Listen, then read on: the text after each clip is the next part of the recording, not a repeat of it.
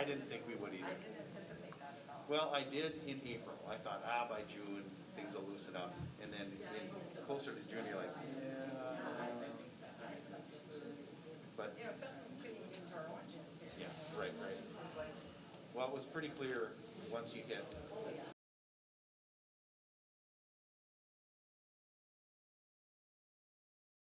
On there? Boy, I'm not got used to talking so much because it's still, I mean, even in graduation, I had to keep adjusting things because people are Good. going up and down. It's 5:15. I'd like to call this special meeting to order. Going into the agenda right away, we have under new business, we have the presentation and the approval of the JPS Health and Safety Plan. Rob? Okay, so thank you. I'll try my best to communicate with the mask. Hopefully I'm not too muffled as we go through this. So if you have questions, please stop me and we'll go through. I do have a number of slides. I'll try to be as succinct as possible, but there's a lot of information here that I think is necessary for you to see as a board member, not just the plan, but also the results of our input, our parent input and our staff input and the various surveys that we provided out. So I want to give you a synopsis of this before you go through and ask other questions related to the health and safety plan. So as I've shared with this board in the past, we had a representative group of stakeholders. I can't thank them enough. They did a fantastic job. They devoted their time to going through this process and representing that perspective. And so we made sure that as a group, we were represented well. One of the first questions we asked when we got into the reentry planning committee was, are we missing anybody? Meaning, are we missing a stakeholder group? You know, is there anybody that should be represented that isn't? And so we, the answer to that was no. We felt it was a good group, and they did a wonderful job. 20+ people. It included students, parents, teachers, support staff, administrators, department directors, and health officials. And I can't thank those people enough either for bringing that expertise to our group that we just don't have. And they did a wonderful job.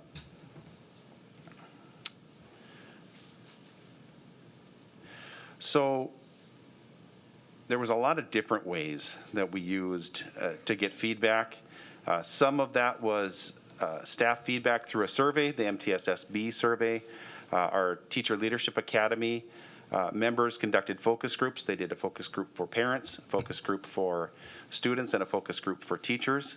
And then we conducted a survey. Some of the results of those you'll see later in this presentation.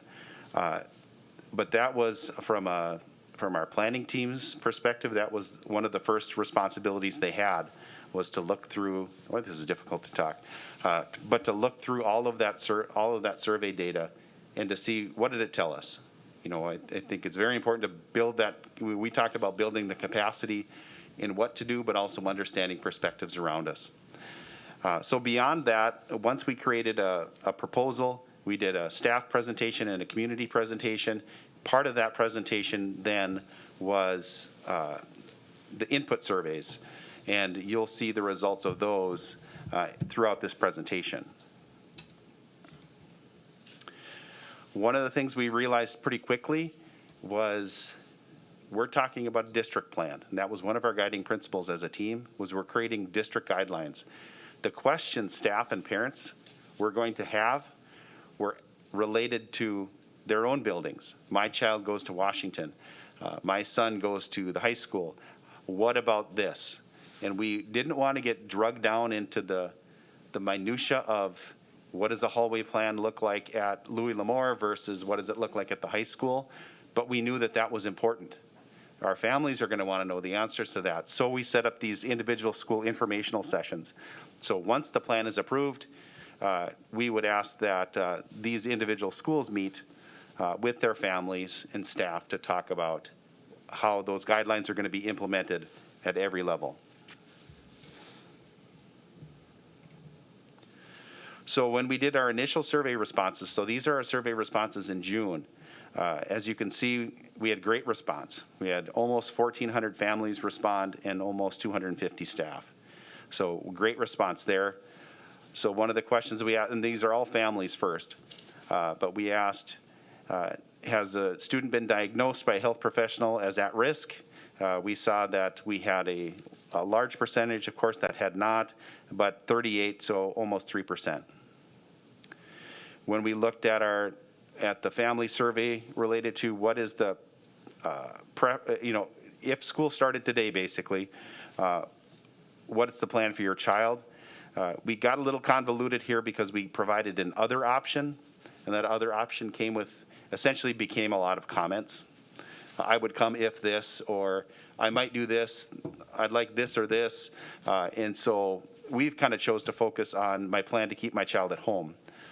So almost 9.5% said at this survey that they were thinking about that option to keep their child at home. But the vast majority, 81% plus some of these in this other category, would want to send their child to school. We also asked our families specifically about masks and their comfort level wearing masks. We saw that almost half were in that 1 or 2 rating, so feeling the most comfortable. But we also had 26%, so about a quarter felt really very uncomfortable or less comfortable. And then we had another 367 somewhere in the middle.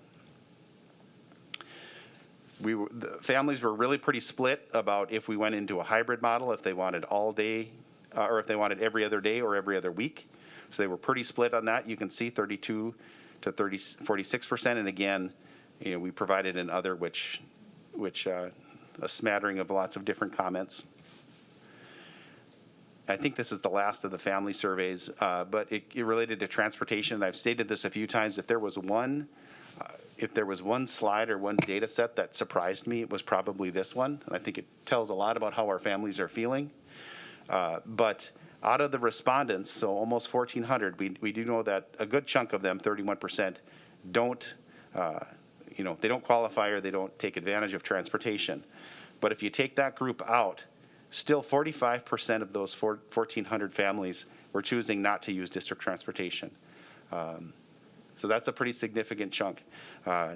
With people that were uncertain, about a quarter of those were either uncertain or stated that their child will use district transportation. So that certainly is something that as we looked at, was a little bit surprising, but I think goes to show the perspectives that exist related to COVID. Oh, there's one more. Internet access.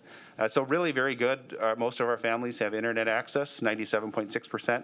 One caveat I would say to that, though, we asked another question, and I don't expound on it in this presentation, but we need to be careful to look at that 97.6%. Some of that is pretty limited access, not reliable access, or it's phone access and their parents are at work.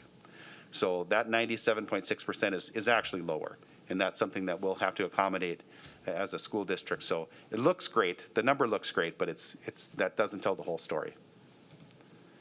In terms of staff, we asked some of the same questions. Have you been diagnosed? If you remember, that was about 3% or a little bit under 3% for our students. Around 11%, 28 responses stated that they were diagnosed as at risk.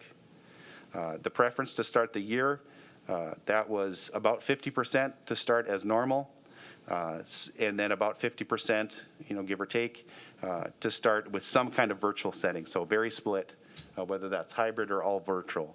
So there was a split there as well, almost 50-50. The level of comfort wearing a mask, a little bit over half in those first 2 areas of feeling the most comfortable, and a handful still that didn't feel as comfortable at 18%. The question came in the staff survey, if we resume, how comfortable are you? It followed really very similar lines, 51% feeling most comfortable, all the way down to about a quarter feeling not very comfortable at all. So we asked the staff the same question about hybrids, what would be the preference, and about 2/3 said they would prefer some kind of A-B schedule, so alternating days instead of alternating weeks. So I aggregated some of the comments here. The biggest questions relate to procedures and how those will be implemented. Of course, that comes to what we discussed before. Just questions about, well, this is great from a district standpoint, but how is this going to look in my building, or how do things look in my building? Then that's a very reasonable question. And how are we going to mitigate the spread? Specific questions that were asked, things like how do we deal with our sick students? How will distancing be followed? Questions about masks were really very prevalent. As you can imagine, concerns for the personal or family health when you're working in a building with, 100 students up to 800 other staff people. That's an obvious question that families are going to have, or that staff are going to have. How those protocols will impact teaching and learning, we've heard that quite a bit. I'm a very active teacher. How can I teach if I can't be close to my kids? That was coming in, talking about social emotional learning. Kids need to be in school. That socialization is important. How is that going to be impacted by the virus?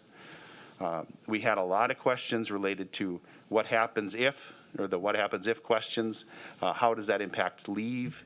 What kind of options are available through the Family First Coronavirus Response Act? How will the environment be monitored? What happens if things get worse? What happens if they improve? And then another question we heard quite a bit was, what about itinerant staff, traveling staff that go to multiple buildings? When we have small schools and neighborhood schools, one of the things we do see is an efficient use of staff. That means travel. So how does that impact? And that was a question we saw quite a bit was, how does that impact my program, and how does that impact me as a traveling staff member? So what I'm going to do with the staff and family presentations, they're very similar. We asked the same questions related to input, and the questions all said, there were two questions for multiple sections. The first question, are we on the right track? Second question is, how can we improve the plan?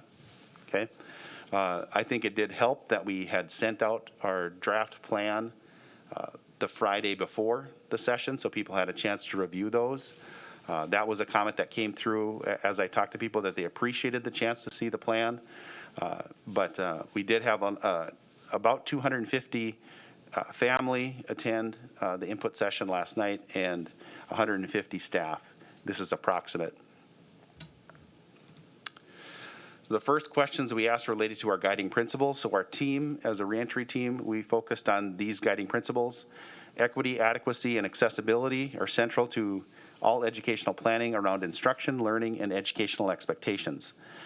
Students serve, and we spent a lot of time talking about the second one. Schools serve an academic, social, emotional, and custodial function in our community. We think those are all very important. Third, instructional models must meet the needs of all students, and because we know that things are ever changing, this whole situation has evolved multiple times and they'll continue to evolve. So whatever model we pick for instruction has to be fluid. We have to be able to transition from virtual to hybrid to in-class instruction without a loss of learning. And the last bullet point that we talked about is, as I mentioned before, we're creating district level guidelines, and the implementation is going to look different at different buildings. We can't have the same lunch schedule at Louis L'Amour that we're going to have at Jamestown High School. You're talking 100 students versus 800 students. There's going to be differences. So we wanted to create guidelines that would need to be implemented, and understanding that they need to be broad enough guidelines so they can be implemented at the different levels.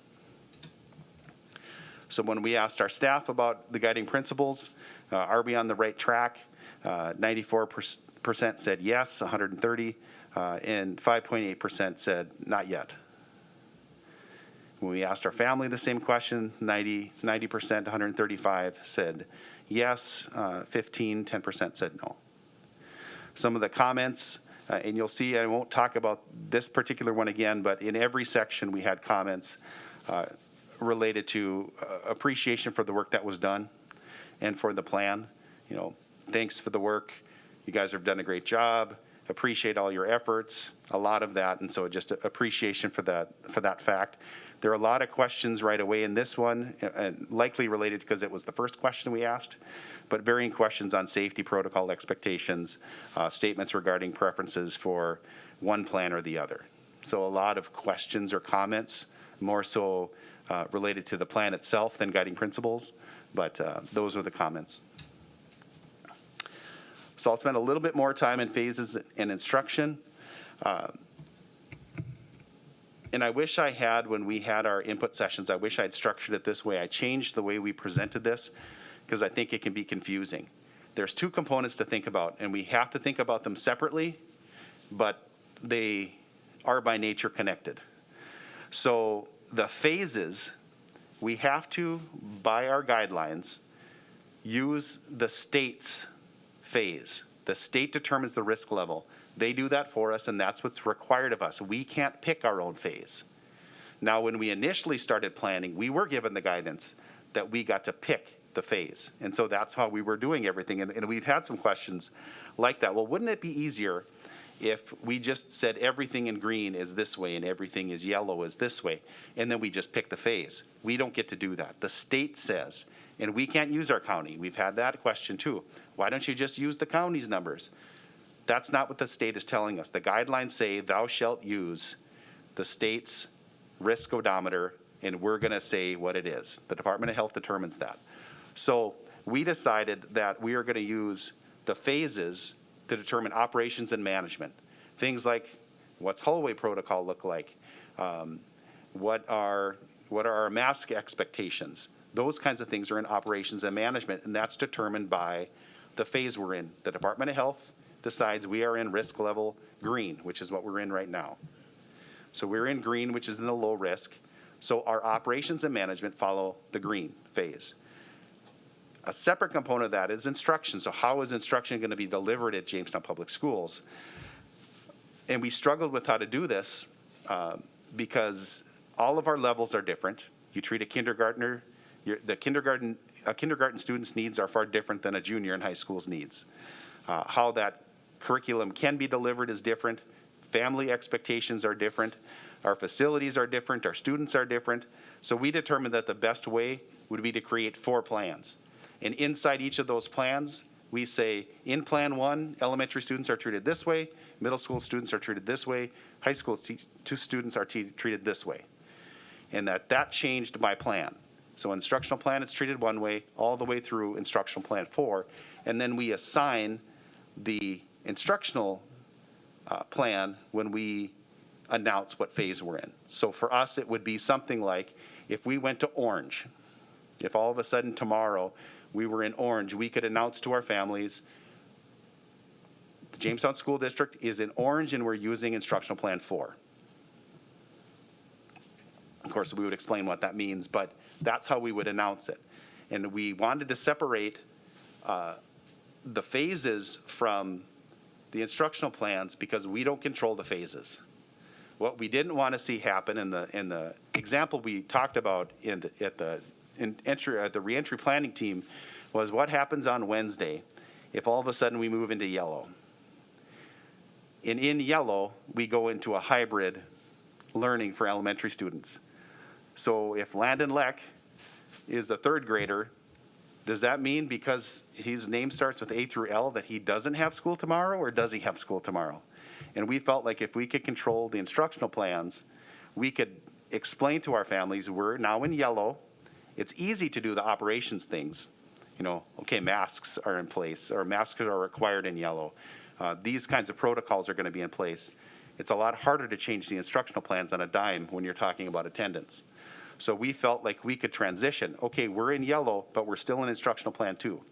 We're going to anticipate moving into instructional plan 3, or at least consider moving instructional plan 3 in the next couple of weeks. So please be prepared for the potential to do that. But we are still in instructional plan 2, so all elementary school students will come to school. We're in a hybrid. We can explain that a lot easier, and we don't have to change on a dime when the phase color changes.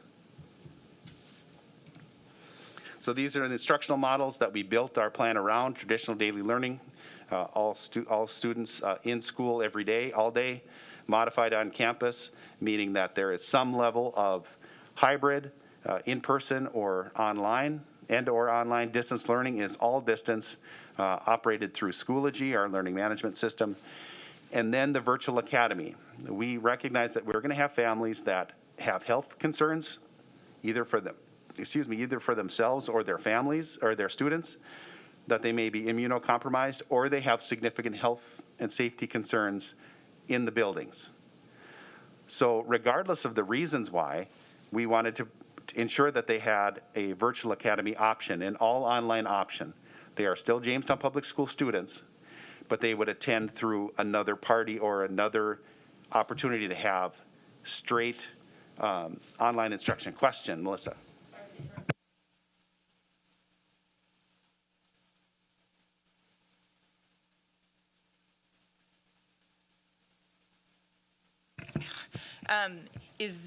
What is the cost, first of all, for the virtual academy? And maybe you'll get to this later, and if you are, then I can wait. And then what was the reasoning behind doing a virtual academy versus Schoology for those that wanted to stay at home? Since we have the technology in the classrooms anyway, while the teacher is teaching that lesson, could they not just record that and then download it and have it? So that the families are not stuck for an entire semester in that virtual academy. So it's a great question. The difference between distance learning and the virtual academy first is delivery, who delivers the instruction. We had conversations at the reentry level of not wanting to make our teachers do two jobs. If there is some level of, we can think, oh, it's easy, all I have to do is turn my camera on. There's management that goes along with that. And essentially, you're going to be asking teachers to do two jobs. They're going to teach to their students in the classroom and teach to their students that are at home. And we learned, in my opinion, in the virtual learning from last spring, that was a heavy, heavy load, even when it was one job. And now if we're asking teachers to do two jobs, that becomes a significant burden to teachers. And they're working longer than and they're being asked to do more than they have the time to do.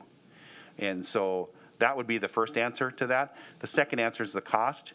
We're looking through the Arizona State University prep. No, I can't think of digital prep or prep digital. There's a cost to that of $600 a student that wants to participate at the elementary level, and then it's done on a per course basis for 6 through 12. I would say, well, number one, a requirement, the virtual academy is a requirement for the Smart Restart guidelines. Schools have to. We don't have a choice. We need to. We have a choice on what program we provide. But as we looked, the digital prep through Arizona State was the best program. They have a program that was built and designed for online learning at the K-5 level, and it's available all the way through 12, so it's consistent. That's another thing we heard from our families that didn't make its way into the comments that I put in, but one of the things we did hear from them was the frustration of moving through multiple platforms. At the elementary, I'm using Seesaw. My middle school student is using Teams, but my high school student is using, Google Classrooms, and I got to log in 3 different times and manage all these passwords. I want one. And that was another reason we wanted to go through Arizona State, because that's one consistent model as well. Thank you. Yep. So these are the 4 instructional plans that we organized. The first is K-12 levels are traditional campus, on campus all day, every day, school as you would normally have school. Instructional plan 2, again, recognizing that all of our schools are different and our students are different. When we are in instructional plan 2, that is traditional for elementary students. And again, I think it's important to look at that, the 3 pillars of public education that I referenced before. We have the academic, the social, emotional, and the custodial responsibilities. And our students that are 6 years old, our families of students that are 6 years old have far different custodial needs and expectations than they may as sophomores and juniors in high school. So at the elementary level, and our buildings are smaller. Another important point as well, that our buildings are much smaller. You see 100 students through 230 students at the elementary level versus 600 or 800 students and staff at the high school and middle school level. That is a far different situation. So again, in instructional plan 2, our elementary students are traditional daily learning, so they're there 5 days a week. At the high school and middle school, they're on a modified on-campus instruction on the AB schedule. Just a quick infographic of what that would look like. Again, using Landon Leck as an example, he would go to school on Monday, Tuesday.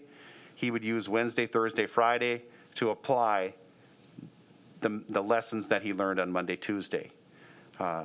another student would have Monday, Tuesday to work on assignments, and Thursday, Friday would be his in-person instruction. We looked at Wednesday as an opportunity to bring in select groups, maybe smaller groups, potentially larger groups like chorus that wouldn't have an opportunity to use the music classrooms. They're certainly too small.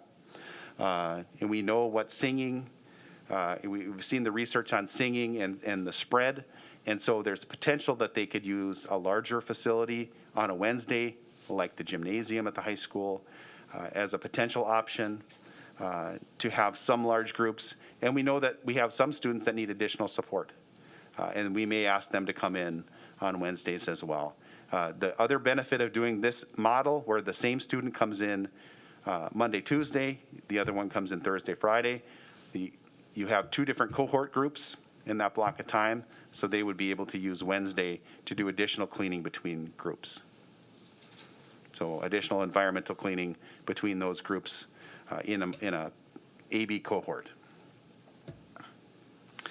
So in instructional plan 3, you wouldn't see any change at the middle school. It would stay the same on that AB, but you would see the elementary move from in-person instruction all day, every day, into that same hybrid, A through L, cohort A, M through Z, cohort B. And because of their size at the high school, again, 800 staff and students, you would see them move to 20% time. So every student going to school on campus 1 day a week, and then applying that information the rest of the week. So how we would work that out is A through F would go to school Monday, for example. G through L would go Tuesday. Wednesday would have that same day for small group, large group, environmental cleaning. And group B would be, B1 would be M through R. That would be Thursday, Friday, S through Z. Again, it's just a way that we can make those cohort groups even smaller because there's less opportunities in a bigger building to limit. Instructional plan 4 would be everybody's in distance learning. This is an important slide as well. This is what we anticipate to have happen. We say anticipated and not, designated because there is fluidity. But what we anticipate to see in the blue-green phase, either one or two. All kids in school every day or some kind of hybrid. That's what we anticipate seeing. If we were to move in yellow, we would anticipate seeing either a hybrid at the elementary, or traditional at the elementary, and the hybrid at the middle school and high school, or all hybrids to some degree if we went into yellow. And in orange-red, we'd anticipate that being instructional plan 4, which we just said was all distance. Now, we say anticipated because we know, depending on what happens, we could have a large number of cases at one of our buildings and have to shift in that building to a different level. So we don't anticipate that happening a lot, but it could happen. So we might have one building, say for example at Louis L'Amour, we had a couple classes that had a positive test. They might be switching into instructional plan 4 while the rest of the district stays in instructional plan 2. But that would be for a period of time. But we don't anticipate that. We could see, if we move into yellow, we could make the choice to move into 2 or 3. Depending on how things get as a district, we could say we want to move into instructional plan 4. But we don't see that happening. We are anticipating that it's going to either be 1 or 2 in green, 2 or 3 in yellow, or 4 in orange-red. But we just wanted to make sure that people didn't take that and say it could only be those things. So a lot of discussion and thought about this. How do we determine? Our reentry planning task force looked initially at the recommendation that you'll receive later for how we'll start the year. But we do need to have a system in place to how do we organize and how do we decide what plan we're in moving forward. How are we examining the conditions around us? How are we making that decision, and what kind of time are we giving people to do it? So my suggestion is we have a team, a school board member, a staff member, a central office representative, and a local health official to meet. And I say on a regular basis. I think that could be every 2 weeks or as needed. And then we look at the instructional plan and we consider any change. So as a state, we might have moved into yellow, but we want to maintain to be in instructional plan 2. But we may want to look at instructional plan 3. Again, that team gets together and looks at all the variables and says, we need to make this change. What's a reasonable amount of time that we can bring that to people so they can make a change? I think as you've looked through the plans, movement from 2 if you have a second grader at home, movement from 2 to 3 is a pretty big difference. So you need to give people the time to do it. So that team would help to decide when that would happen. As we said in distance learning, if we're in orange or red, we will move into distance learning through Schoology.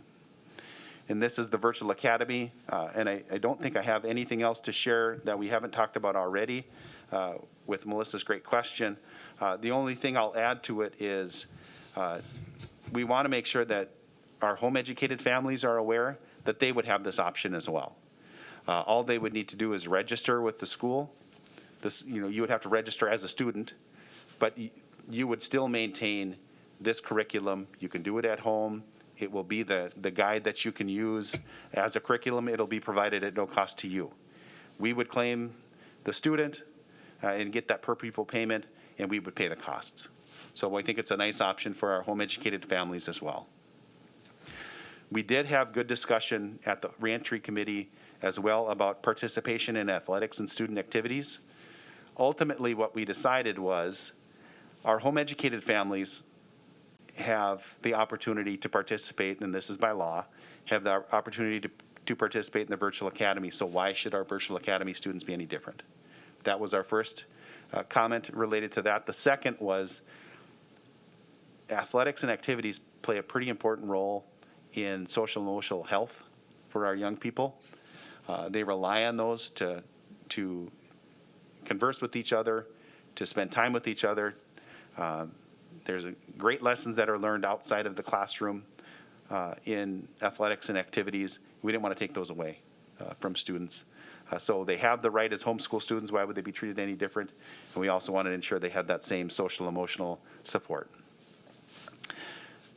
But we also recognize that not every kid is prepared or is ready to be a virtual academy student and to be online. So we adopted a readiness assessment. Looks like this that we're going to provide to families to say, go through this rubric just to help you decide, are you ready? Are you the right student? Or is this the right family to participate in the virtual academy, or should you pick a different option? And as you can see, it relates to technology skills, work and study habits. What's their learning style? Do they have access to technology and connectivity? What is their time management? Are they motivated to do it on their own? Because we know that that's a big piece. Do they have requisite reading and writing skills, and is there support at home to do it? And we use this just to give our families an opportunity to look at what skills their child will need to be successful. So if this plan is approved, we'll kick out a registration form for families to register.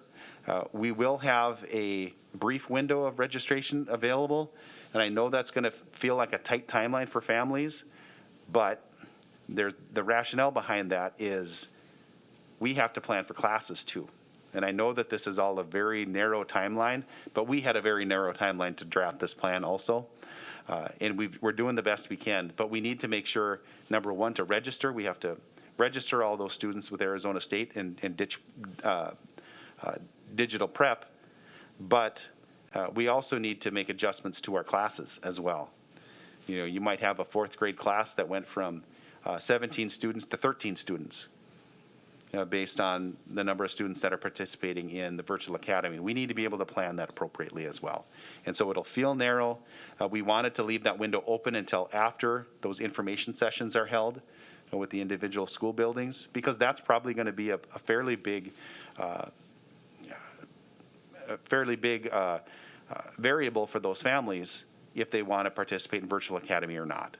So we wanted to make sure that it was available after those are done. So it probably will be sometime all next week. We'll make it available, but families are going to have to make a choice within that week to 10 days. So the feedback, did you have a question, Chase? So, and just to clarify, the virtual academy will, it'll be supervised by JPS staff, correct?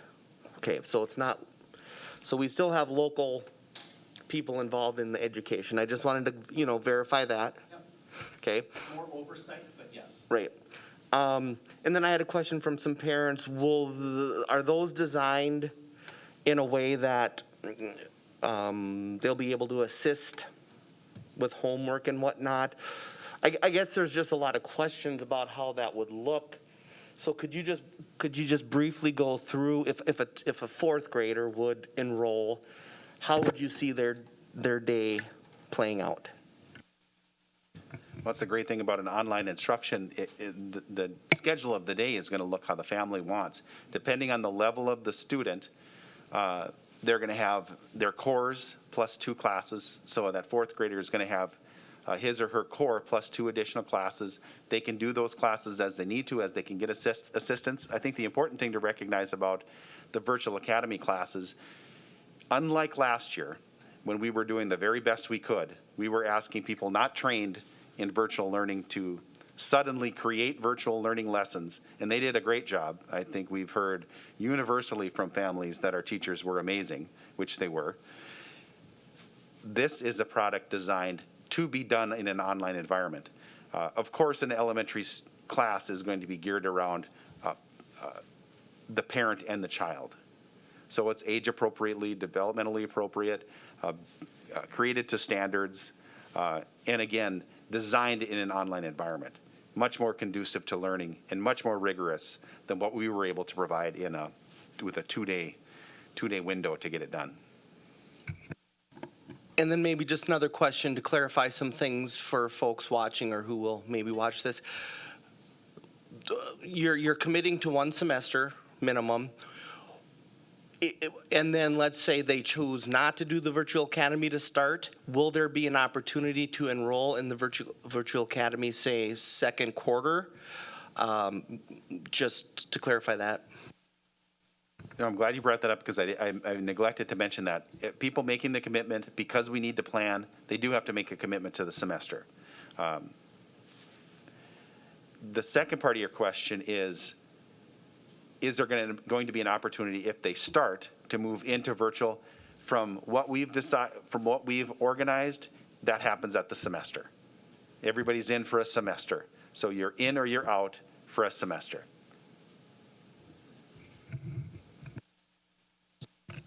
I don't know if you want us to hold questions to the end or ask as we're going, but. Okay. One of the questions that I've been asked is, if you choose to go with a virtual education, or not to, whichever the case may be, how are we going to ensure that the students that are attending classes in our schools versus the virtual academy are on this? So if they're in the first semester, they've gone virtual, and then they come the second semester into the classroom or vice versa, how do we know that those students are all going to be on the same page when they come back together? That one group isn't ahead or behind the other? That's a fair question. Those classes are written to standards also. Is everything going to be exactly the same? Well, they're not going to be coordinated. They're not going to be doing the same activities. But generally speaking, they're going to have the same standards. Diane, you had a question? Yes, about the virtual academy.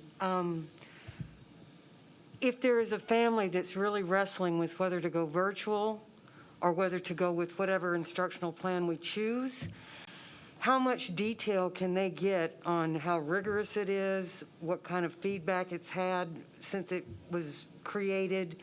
They really want to do some research. How do they do it? Great question, too.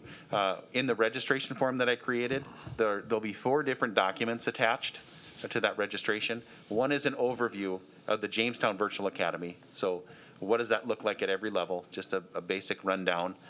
There are 2 documents from Prep Digital. That is the curriculum for K through 5. They get a chance to see, okay, at the 2nd grade level, this is what my child will be doing in reading, this is what my child will be doing in math. Then at the 6 through 12 level, there's a list of courses, and in the overview document, I outline which courses will be provided for middle level.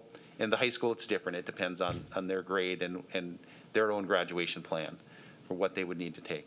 And Mr. Gaylor is lucky he gets to figure out how all of those classes work in the graduation. I'm sure he's smiling underneath his mask. That answer your question? Just a follow-up question would be, if I have a family that just wants the best possible education, they feel like their child could go either way, they could be socialized by going to our instructional plan, or they do well virtually. Do we have any way of defining to them which is going to be more rigorous, which, how their kid's going to do on the ACT after choosing one or the other? Or is that an impossible question to answer? I think it comes down to we want all of our kids in school. We have a great deal of faith in our teachers, and we know they do a fantastic job. This comes down to a choice of what people want. Just like families have the choice to homeschool, they have the choice for open enrollment if they want a smaller building. They have now the choice for a virtual learning experience as well. We can't tell people what's best for them. It's going to be different for every kid in every situation. And it just comes down to providing another opportunity for choice. Heidi? Then Gail? Yeah, I was glad to see the opportunity for the virtual academy, because I was concerned about our teachers having to do basically 2 separate classrooms every day, all day long, because it just, it could be distracting and maybe not provide as good of instruction because they're so distracted trying to do 2 things and are so overwhelmed. So I'm happy to see that. I have been getting a few questions about it too. And I also hope our homeschool families, this is a great opportunity for them too to get this at no cost. So I hope, they look at it and consider it to see if it's something that works for them or is best for them. When you say, and I think this is a question that a lot of people have now, you have to decide very soon here which way you're going to go. And then once you decide, now you said semester, so that would be from now until right after Christmas? Is that, okay. So then it's half the year, they would have to make a decision, and then at that time, they can decide to come back to whatever we're offering here or continue on with that same program. Just want to make sure that. That's what we've set up right now. I mean, if we live in a different world than we expect to live in October, maybe we need to look at that again as an option, but that's the plan that we've set up right now. We don't think it's healthy for kids to jump from virtual to in school. Oh no, I want to go back into, and it's not fair for our teachers. Our teachers have to plan appropriately for the number of students they have in the classroom, and we don't think it's good for anybody to be jumping around from platform to platform. So that's why we stated there's the block period of time. And I absolutely understand that it is not ideal to have a narrow window, but it's the environment that we're working in. We got these guidelines in the middle of July. I think we've done pretty well to get a plan out that's reasonable, and it's just the window of time we're working at. Gail? That makes sense, so thank you. Heidi's addressed most of that, but I had a question from a parent too that, things could change for them if they chose open, to enroll their kids, and then say more cases came up because their child had asthma or type 1 diabetes or whatever the condition is, that might really change it coming in, and that was their concern. How would I transition into a different plan if that situation arose, or would those situations be taken at as a special request because of those circumstances? Those are the questions that I've gotten. And it was kind of addressed. Well, there's never a hard and fast rule for everything. We say that for the most part, I can tell you what the plan says. The plan says you're in for a semester, you're in it, we're going to register from this window to this window. The reality of the work that we do is we deal with people and kids. And if there are special circumstances, I'm sure that we'll look at those too. But as a general rule, we're going to say it's open from this time to this time, and then it's closed, and we want people to make that decision. But yeah, things come up, and we'll be reasonable human beings. Greg? Yeah, I just had one question. You talked about,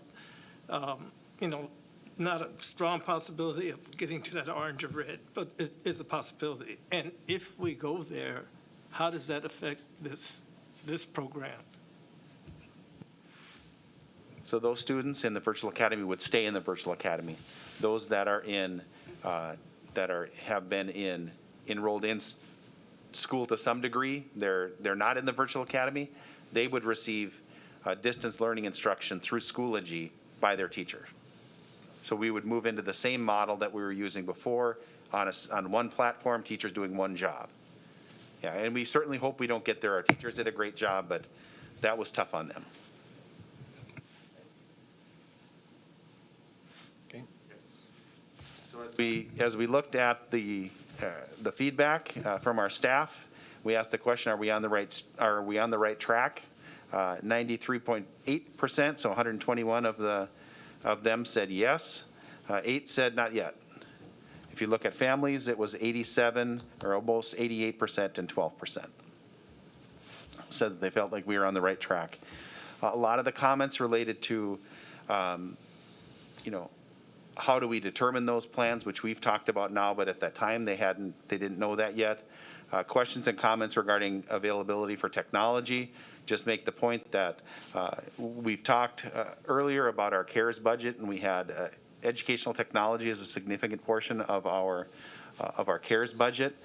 We've used some of those dollars to put in additional iPads and Chromebooks across the district. That means that to accommodate our hybrid at the middle school and at the high school, they will go 1-to-1. So they'll have those devices to take home with them at the 6 through 12 level. But we also infused the elementary with an additional 200 iPads as well. And then Chromebooks, so iPads K through 2, Chromebooks 3 through 5. And then iPads 1-to-1 at the at the 6th grade level, Chromebooks 7 through 12. Jason, you have a quick question? Yeah, just kind of a impromptu question, but we could be, let's say we have a middle schooler, 7th grader. We could be looking at this scenario off and on. If a family was looking to purchase something for their child, for use, what would the district recommend at this point? I know that seems like an odd question, but consider what our plan is, what we plan to use. Would there be a recommendation from the district? Well, they would have, our students 6 through 12 would have their own device that they would take with them. But I think it just comes down to a family choice. If they want to match what the district is doing, it would be an iPad at the elementary level, or at the 6th grade level, 7 through 12, a Chromebook. But they wouldn't have to. They could use multiple devices. But we felt it was important to make that commitment. Mr. Gaylor and Mr. Hardy made a very passionate plea to move 1-to-1, and it made a ton of sense.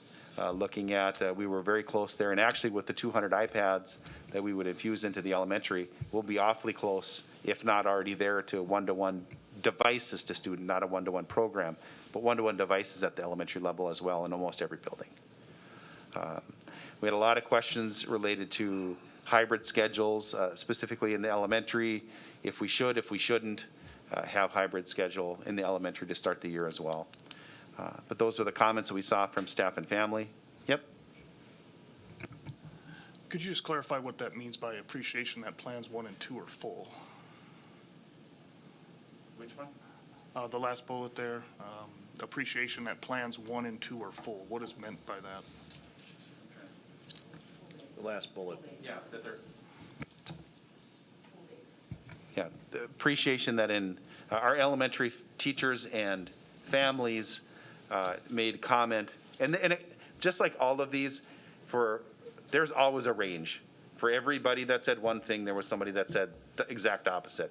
I love, we should require masks to, I don't want to wear a mask. On the continuum. Especially at the parent level, there was an appreciation that in instructional plans 1 and 2, elementary students went to school all day, every day. That was especially coming from parents. From a staff level, it was more mixed. It was more, some people appreciated coming back to school as a regular basis. Others said, if others are in hybrid, why are we not in hybrid too? So that question came more from staff, but parents, it was pretty exclusively, we want to be less in hybrid, more face-to-face. So thank you for that. Oh, Diane?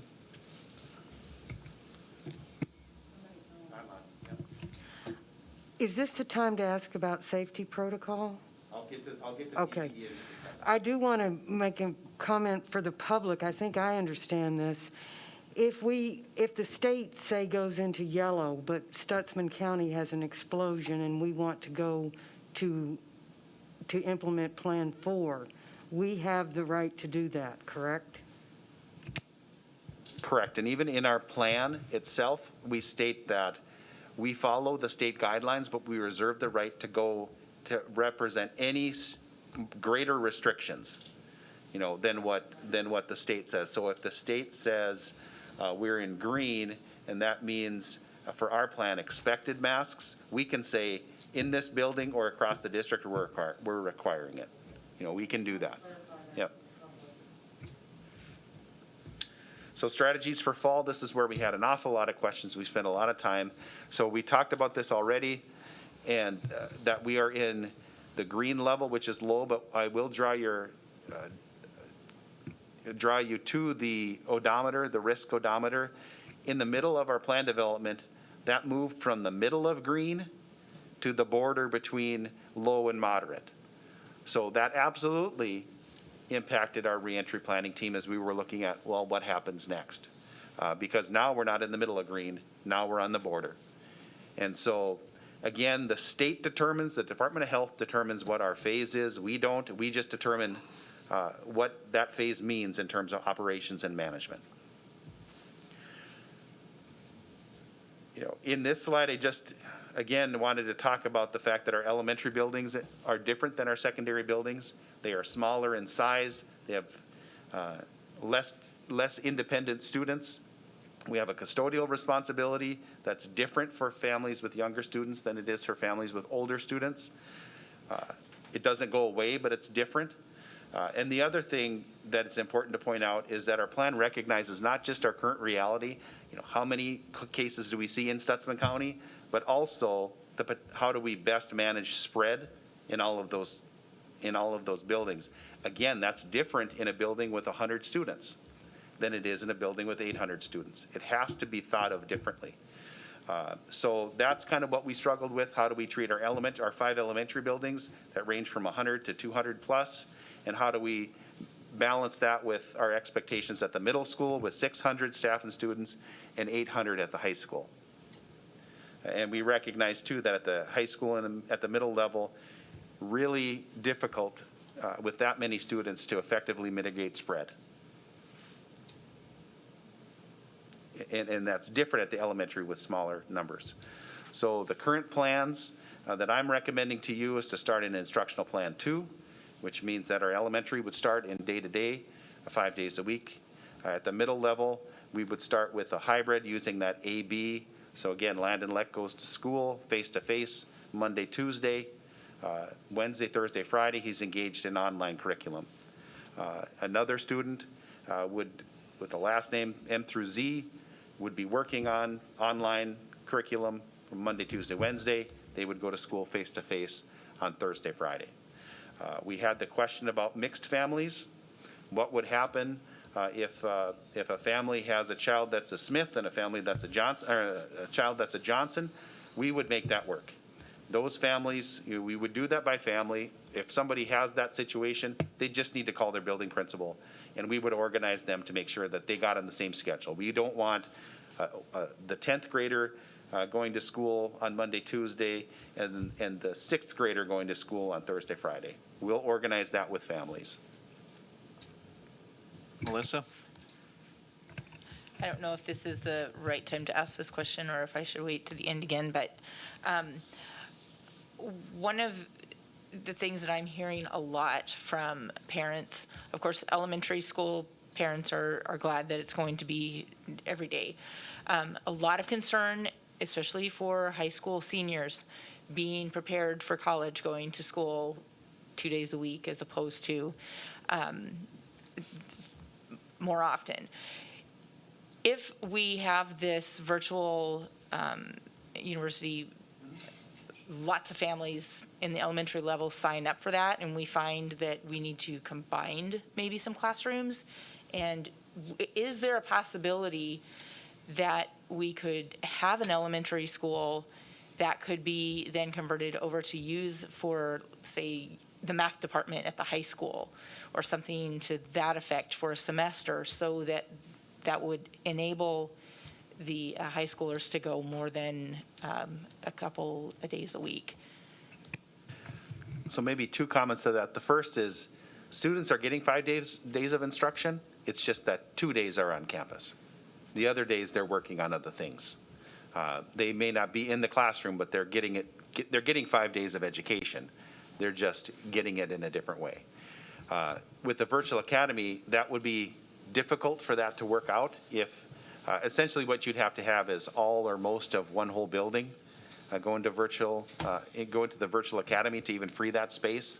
I wouldn't necessarily be in support of, I wouldn't be in support of moving a fourth grader from one school to a different school just to free up a different classroom. Those kids and staff are in those buildings. I think it's best to keep them there, even if that was, even in the chance that we got that kind of capacity. I don't think that'd probably be a route that we choose. But we do have to look at all manners of how we can provide the best environment.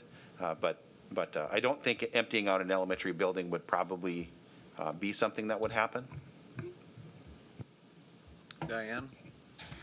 Along those same lines, the comments I'm getting is the parents that were involved in the spring in distance learning considered it, to be quite frank, inferior to what they would have had if the child had been in the classroom.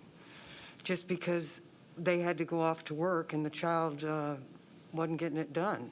And my question would be, I think I'm going to get some questions about why we couldn't start out, since we're in green phase, with the middle school and the high school matching the elementary. I know I'm going to get that question. And I know the answer, but people are going to really, I think, be concerned that they're going off to work and their middle schooler is now in charge three days a week of his own basically of his own education.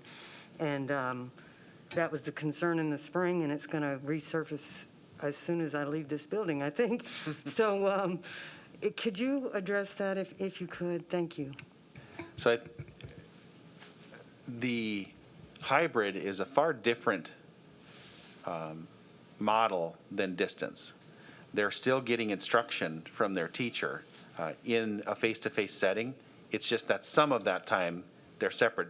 You can expect that this would be far more rigorous of an experience than what virtual learning was. Plus, our teachers have had more time to plan or at least think about the potential for this. They've had the experience of the spring. They're utilizing one platform versus multiple platforms in some cases. I would feel very comfortable to say this will be a more rigorous experience. This isn't the virtual learning. I think people do have to remember this was thrust upon our teachers pretty quickly, and it was a different environment than what this is. But the other to answer your other question, I think we have to think of that building and what that's going to be like to try and mitigate risk of spread in a building with 800 people. That's that's the choices that our team has had to make, is to look at that face-to-face instruction and the value that we all put on face-to-face instruction versus the possibility, if we can't mitigate risk, that we're just taking chunks of cohorts of kids out and teachers out at a time if we have a breakout or if somebody tests positive, which then it has exposed a number of kids who are then going to be placed out of school for 14 days, as long as 24 days anyway. If we can mitigate the risk, then we can look at having 2 days of face-to-face instead of these cohorts of large groups of kids that aren't able to, and teachers that aren't able to come to school because they've been quarantined, have been exposed, or have tested positive. I get it. You know, we're dealing with a lot of really crummy options here, and everybody, teachers included, want to be in school face-to-face all day, every day. That's the world that we've been trained for. That's what we prefer. But we're trying to make the safest choices we can. And in buildings that large, with students and staff to that number, we get really concerned about being able to spread or to mitigate the potential spread. And I think it's really important that we look at both of those things. And I have heard that same thing too. Well, we only have so many active cases in Susquehanna County. That's true. That's one part of the equation. The other is, how can you mitigate the spread? That's that's a lot easier to do with a staff of 100, or students and staff equaling 110, as opposed to 800. It's just harder. I get it. It's a tough situation, but it's what we need to do. And if I could follow up by saying that was just very eloquently answered, and I think it might really be, the listening audience might be more understanding of what we're doing here when we vote to go with a hybrid, if we do. And I appreciate that answer because it really clarified what we're trying to do here. Thank you. Bob? Yeah, I was going to comment on the safety factors as well, that just when you read about instances in the newspaper of spread, not every time, but it's a lot more difficult to contain spread in large groups.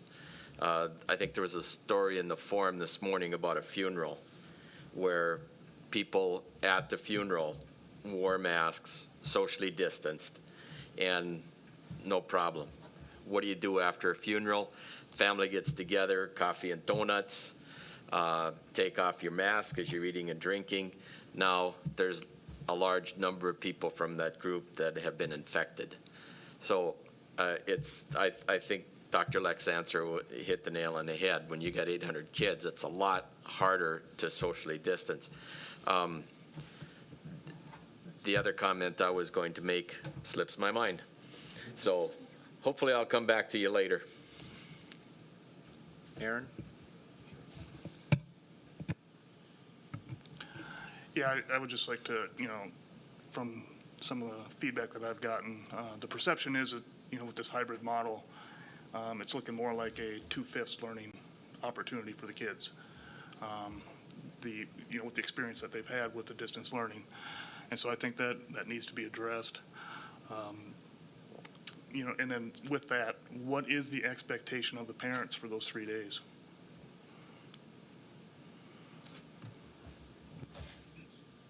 I'd say the expectation of the parents is to support the learners, what they need to, every student is different, of course, but to support the learners and what they need to fulfill the expectations of the teacher. I think it does look different than the virtual last year, because that put a lot more. That was, 5/5 of that experience was needed to be parent supported. But the virtual learning option, again, it comes down to what option do we have that mitigates risk at the buildings? We all want to be in school 5 days a week, but what can we do to ensure that we can get back sooner rather than later into a more traditional setting? But yeah, do parents have responsibilities in a hybrid model? Yeah, they'll need to support their kids at home. That, for some more than others. For students that need academic support, maybe if they're on an IEP or a 504, we still service students. We will even still service students that are in virtual academy that have a special ed need or a 504 need. We can still provide services for those students, whether they're in virtual or not. But, and I understand the concern. Again, it comes down to what the best option is. Did that answer your question well enough? Follow up? Yeah, just, just from a parent's perspective, multiple kids, multiple grades, myself included, alternating schedules, this and that. Both my wife and I work, and I guess I would like to see us push more towards that in-person, recognizing, and, the CDC's got some very good guidelines on that, and I think we need to embrace those. I would say that's fair. It's fair that this pushes more. Hybrid is going to push more on the family at home, students at home more. And again, it just comes down to the recommendations we had is looking not only at the risk or what we're actually seeing right now, what the reality actually is, but also how are we going to spread and stop potential spread so we can get back to traditional faster.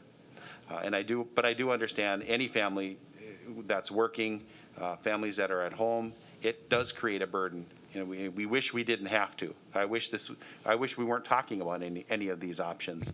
But as we looked at, and as I looked at options for every level, this seemed the most reasonable. But I get it. If somebody could certainly say that puts too much more of a burden on me, I get it.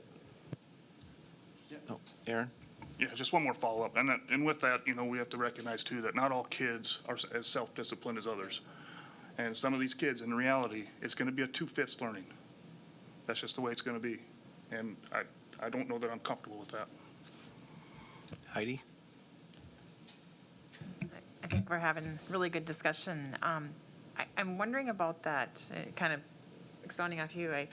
I'm kind of hearing everything. I'm hearing, boy, I'm really glad that we can be in school a few days a week because, even from the kids, I'm hearing, we're really glad because they're looking forward to being in school. I know, and I did ask this question to you, I called you and asked you, because if things are going really well, we can move more, as long as we're in the right phase, we can still move to more instruction.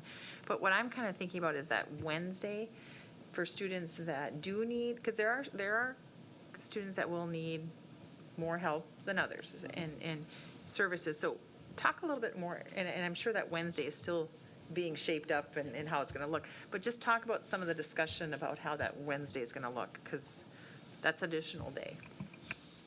Well, like I said, Wednesday would be a day, and it depend on level and student.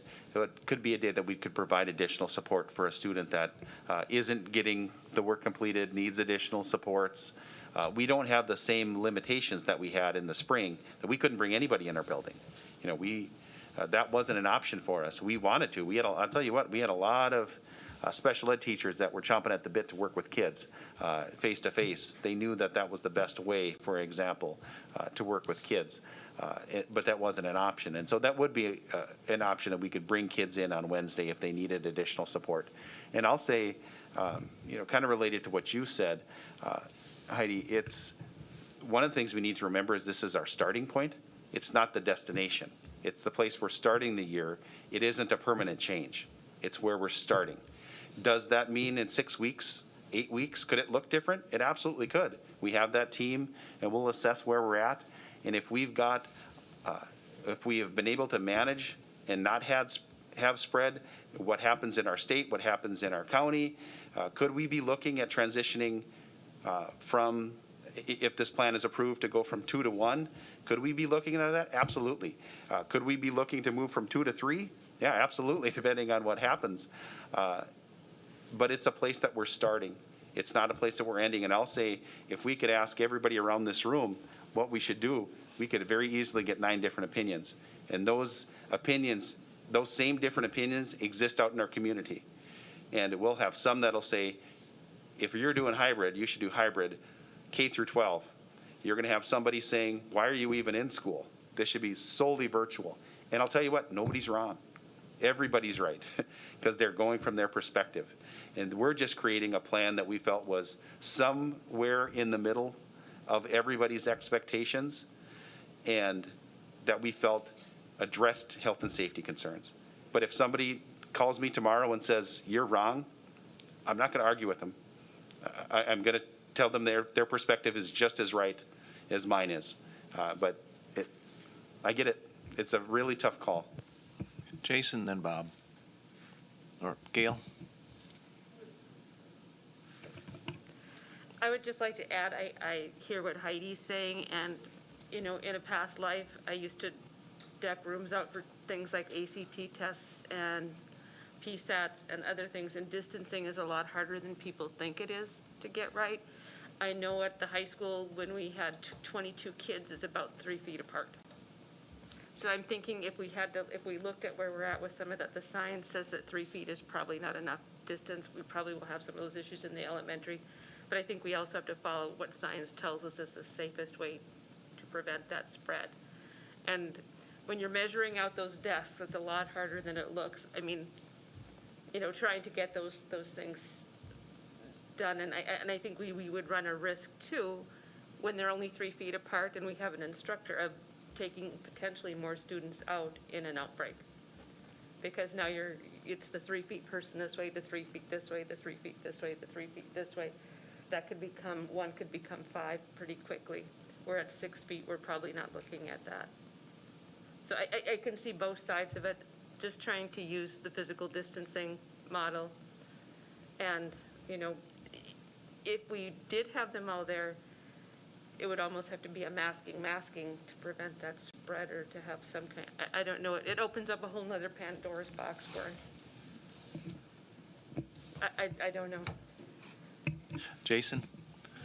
Oh, That off is, we also have to think of the safety of the staff in those circumstances too, and how many staff we could potentially end up losing and not be able to effectively run a school if they're that close in that proximity.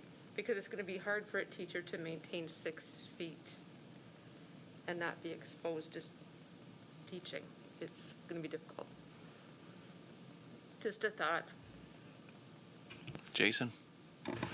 And I don't want to belabor the virtual versus classroom setting instruction, but I teach online courses for North Dakota Center for Distance Ed, which is high school. And I guess the point I want to make to parents, or we need to forget about last spring. We were thrown into what none of us wanted to be thrown into. What we would see this spring through the hybrid model would include a lot more vigor. And I can say that with confidence because regardless of where you're at, your education comes down to personal accountability. And so you can attend classes 5 days a week, and just like normal. And it's all about what you're going to do to get, to get what you can out of your education. And I also want to say that I've worked with plenty of students online who thrive in a virtual setting. So, I think the assessment that Dr. Leck put together is crucial, because there are kids out there who will, if it's the right fit, they will thrive in a virtual setting just as they would in face-to-face. So I just want to help reduce some of that trepidation. Obviously, we want to get kids in school face-to-face, but we also need to forget last spring, in my opinion. We learned a lot, and we just have to see where it goes and learn from it again. So I guess my point is let's not try to be too down on education that's not occurring face-to-face, I guess is my main point. Bob? A couple things. First of all, there is research that shows that a blended learning system like the hybrid is or can be superior to 5 days in the classroom, the traditional. There is research that supports this. The second thing that I think is what we've been talking about here, especially what Mrs. Nelson was talking about, I was on an administrative chat session this last week, and the person that was leading the chat asked the administrators they're from across the state what your concerns were for the upcoming school year. When I was an administrator professionally in another life, I would have written improve math scores, do more with technology, do more with reading, because those are the things that you work on. Every administrator that answered that response was, I don't want anyone to get sick. I don't want anyone to die. You know, what Dr. Leck is talking about here is real, and we have to be concerned about that. You can't put 800 kids in a confined area and not have someone get sick. And the bottom line that we have to be concerned about, I've said this for years. The one thing as schools that we have to be cognizant of is that parents send us their most treasured possession every day in the morning. And there's a compact that exists between schools and parents where the school says, you send us your treasured possession, we will return them at the end of the day better than they were when you sent them to us. We can't do that in this current situation. We can't make that promise.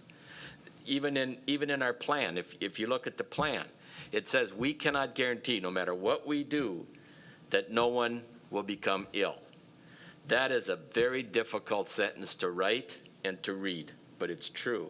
And we have to do everything we can to make sure that the kids come back at the end of the day, we send them back to the parents well.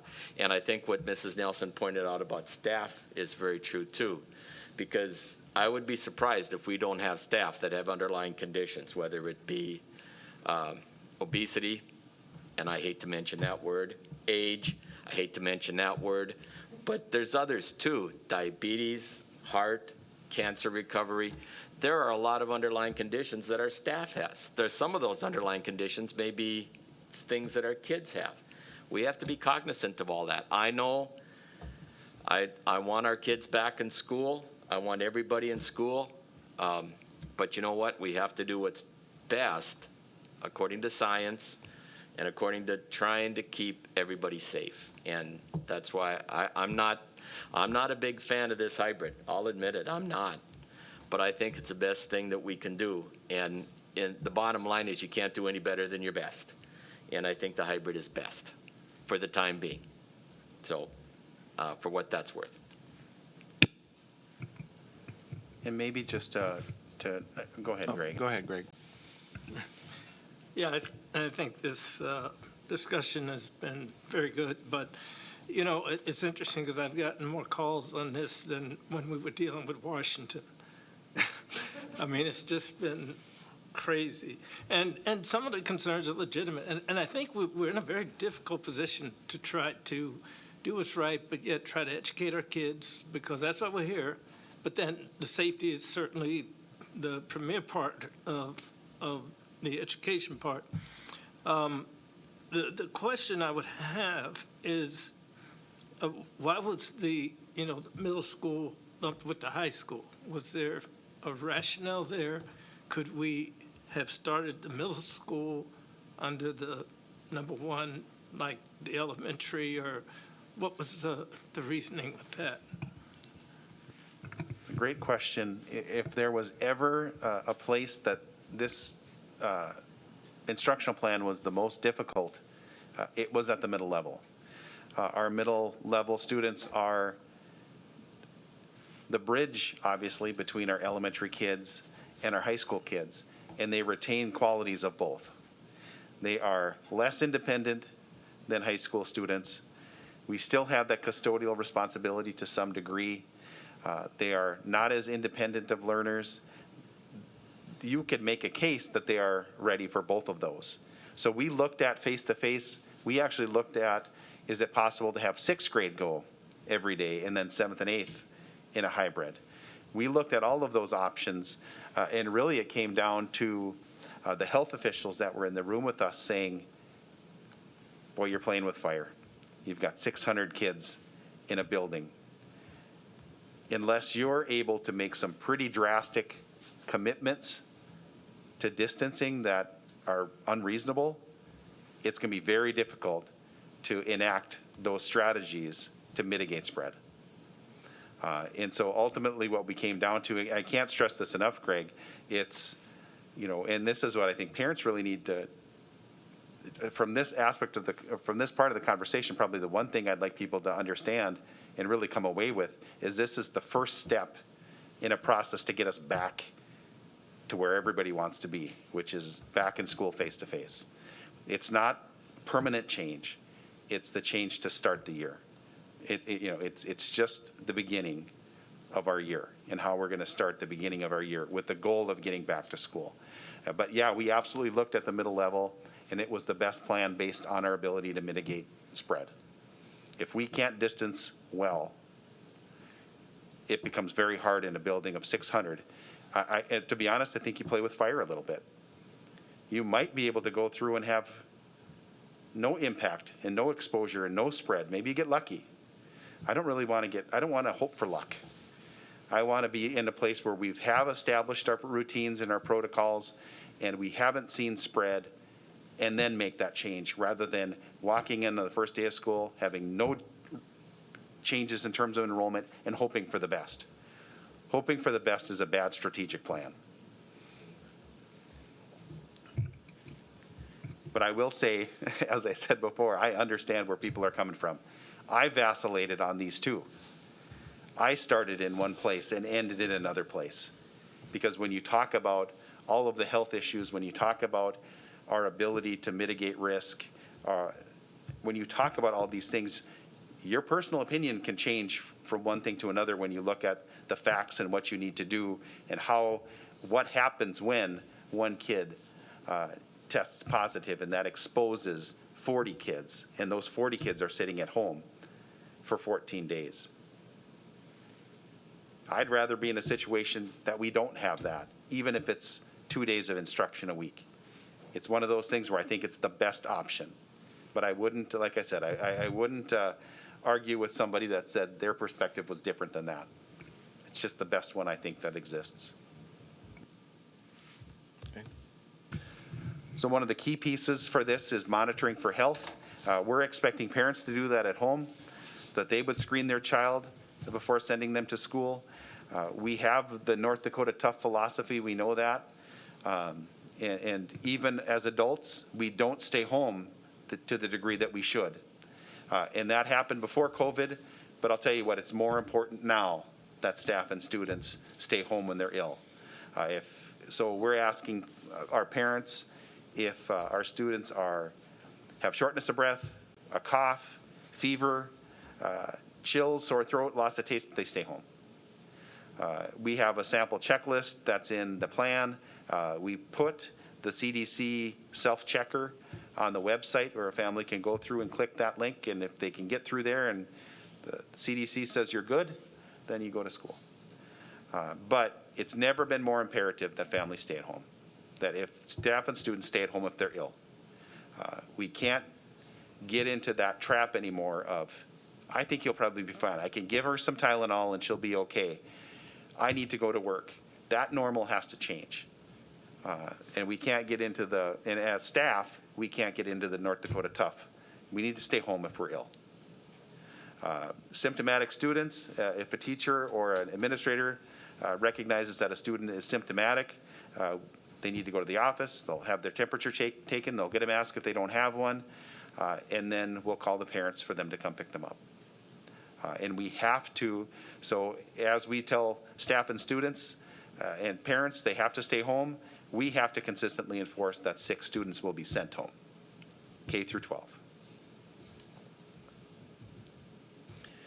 In terms of close contact, we have to establish procedures that, you'll see this a lot, but to the degree possible and practical, it comes back to what Bob said before.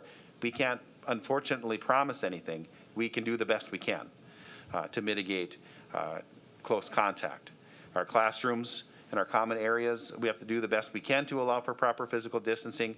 We need to modify our schedules. That includes things from scheduling bathroom breaks and hand washing breaks to lunch schedules, about every schedule you can think of. We'll have to limit school visitation, which will certainly be a change. And of course, that could get higher based on the phase.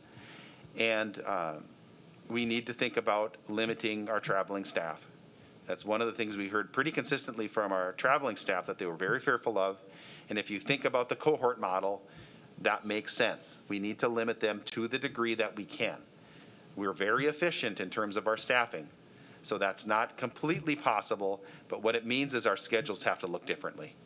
What we were used to at elementary level, for example, that's where we see the most sharing, that's going to have to look different. Maybe we get PE 1 week in one elementary building and music the next. But that's the way we can do it to mitigate the travel. Maybe we have to look to online to the degree that we can. There's things we just have to do to think about the safety of those itinerant staff and those cohort groups of kids too. Cleaning and disinfecting, every building needs to review their cleaning and disinfecting schedules and implement strategies to make sure that they can stay clean on a consistent basis.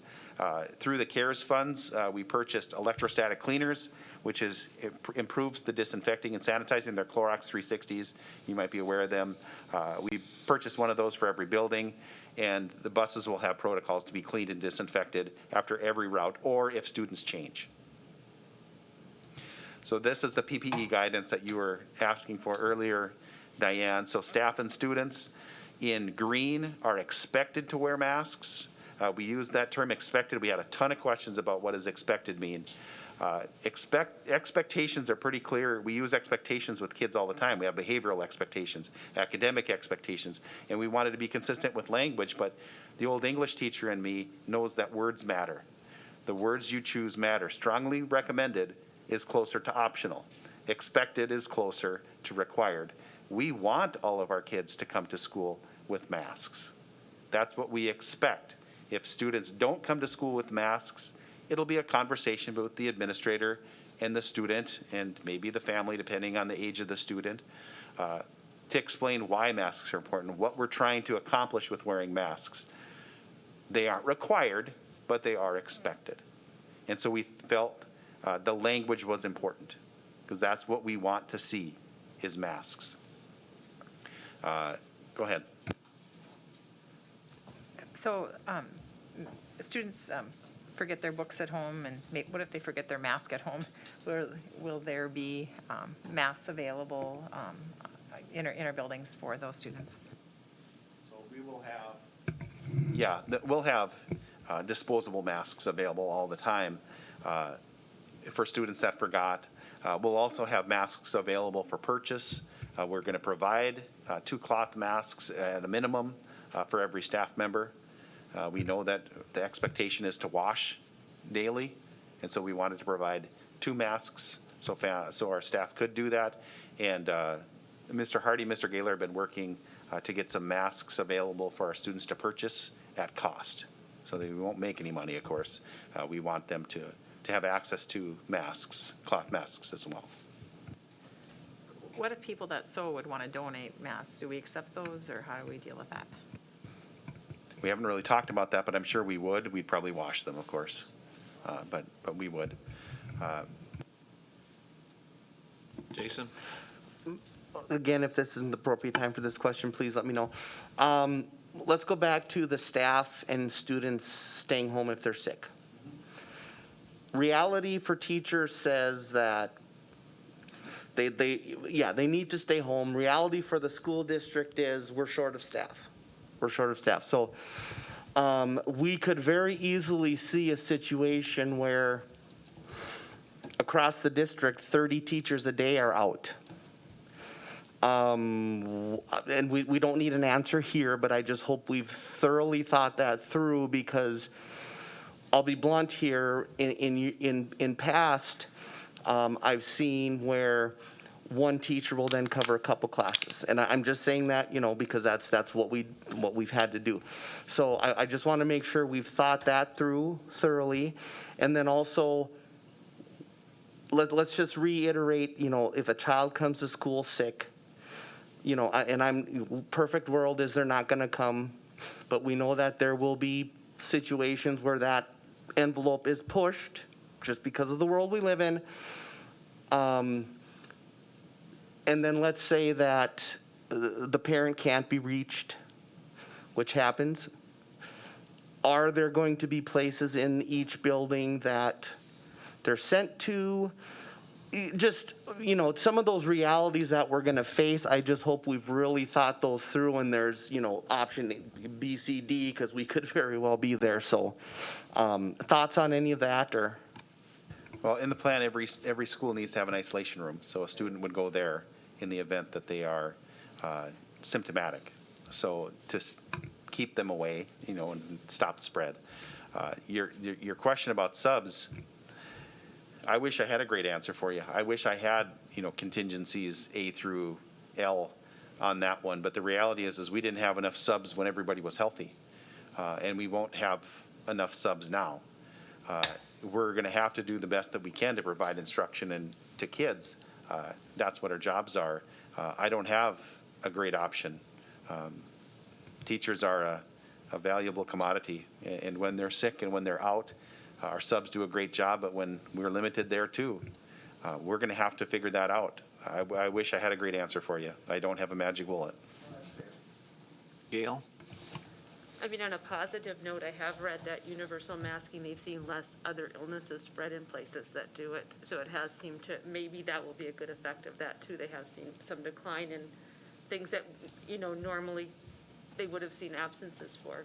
So hopefully that'll help not just with COVID, but colds and flu and many of those other things that make it difficult for us to get subs.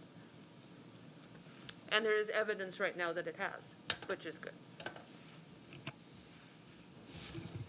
So we said staff and students in green are expected, and with masks, that's required in yellow. Bus drivers required to wear when loading and unloading, students on the bus, and required during passing times. Public-facing staff, if they don't have a plexiglass partition and they can't distance, they are required to wear a mask. And there's always times in which again, we can't have a hard and fast rule for everything. We may have students and staff that due to their proximity or their particular job, they may be required to wear a mask regardless, and it's just the circumstances. But that'll be a discussion between the staff member and the building administrator. Heidi?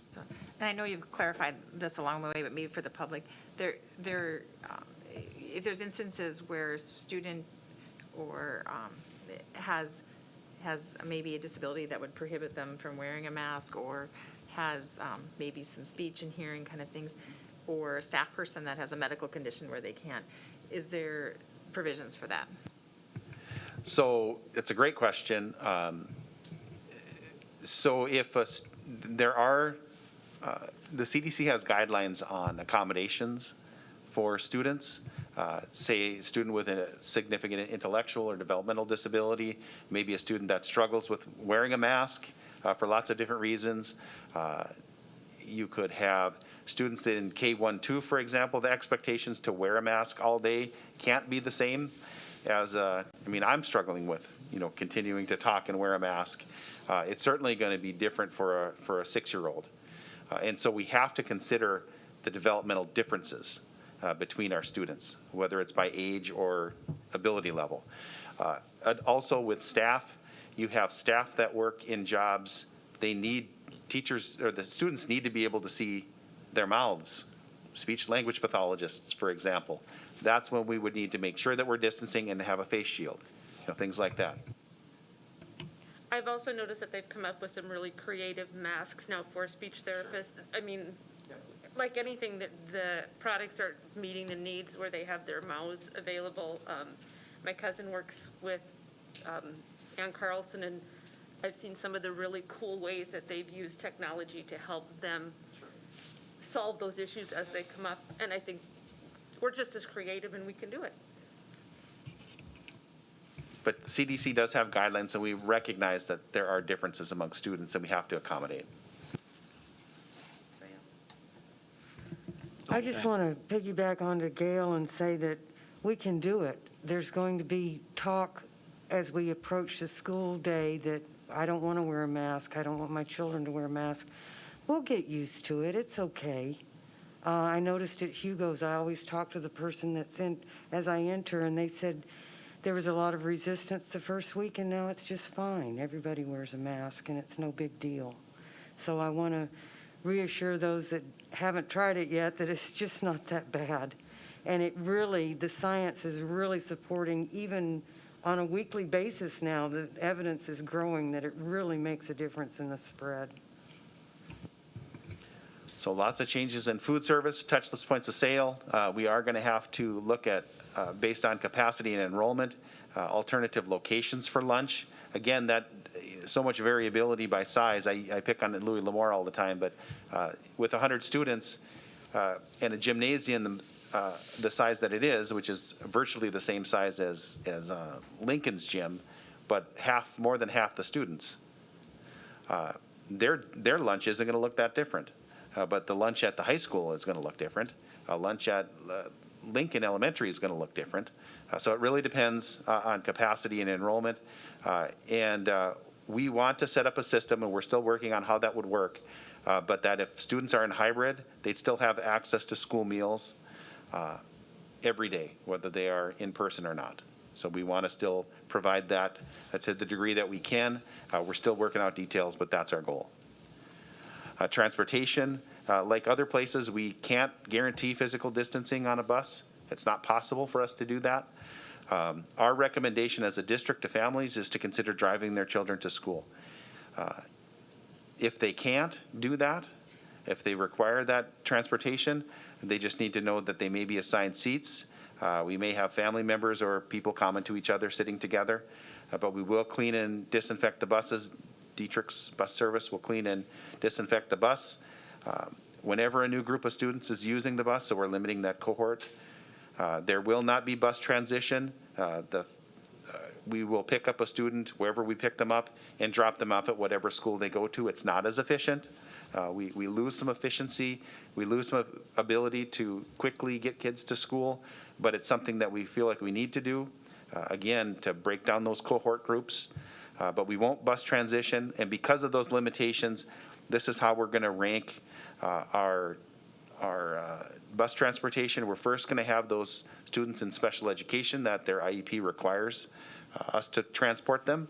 That's first. Rural routes is second, and I actually, in the plan, I didn't have, this was such a hot off the press change that I didn't even change the slide. There's a third one in here. Rural routes is second. We discussed just this afternoon, Amy and I discussed, what about those families that we have assigned them to a building that's not their neighborhood school? They need to be prioritized first. We talked about transportation with those families. So we want to ensure that before we open it up for everybody, that we put those children on the bus as well. And last would be city routes.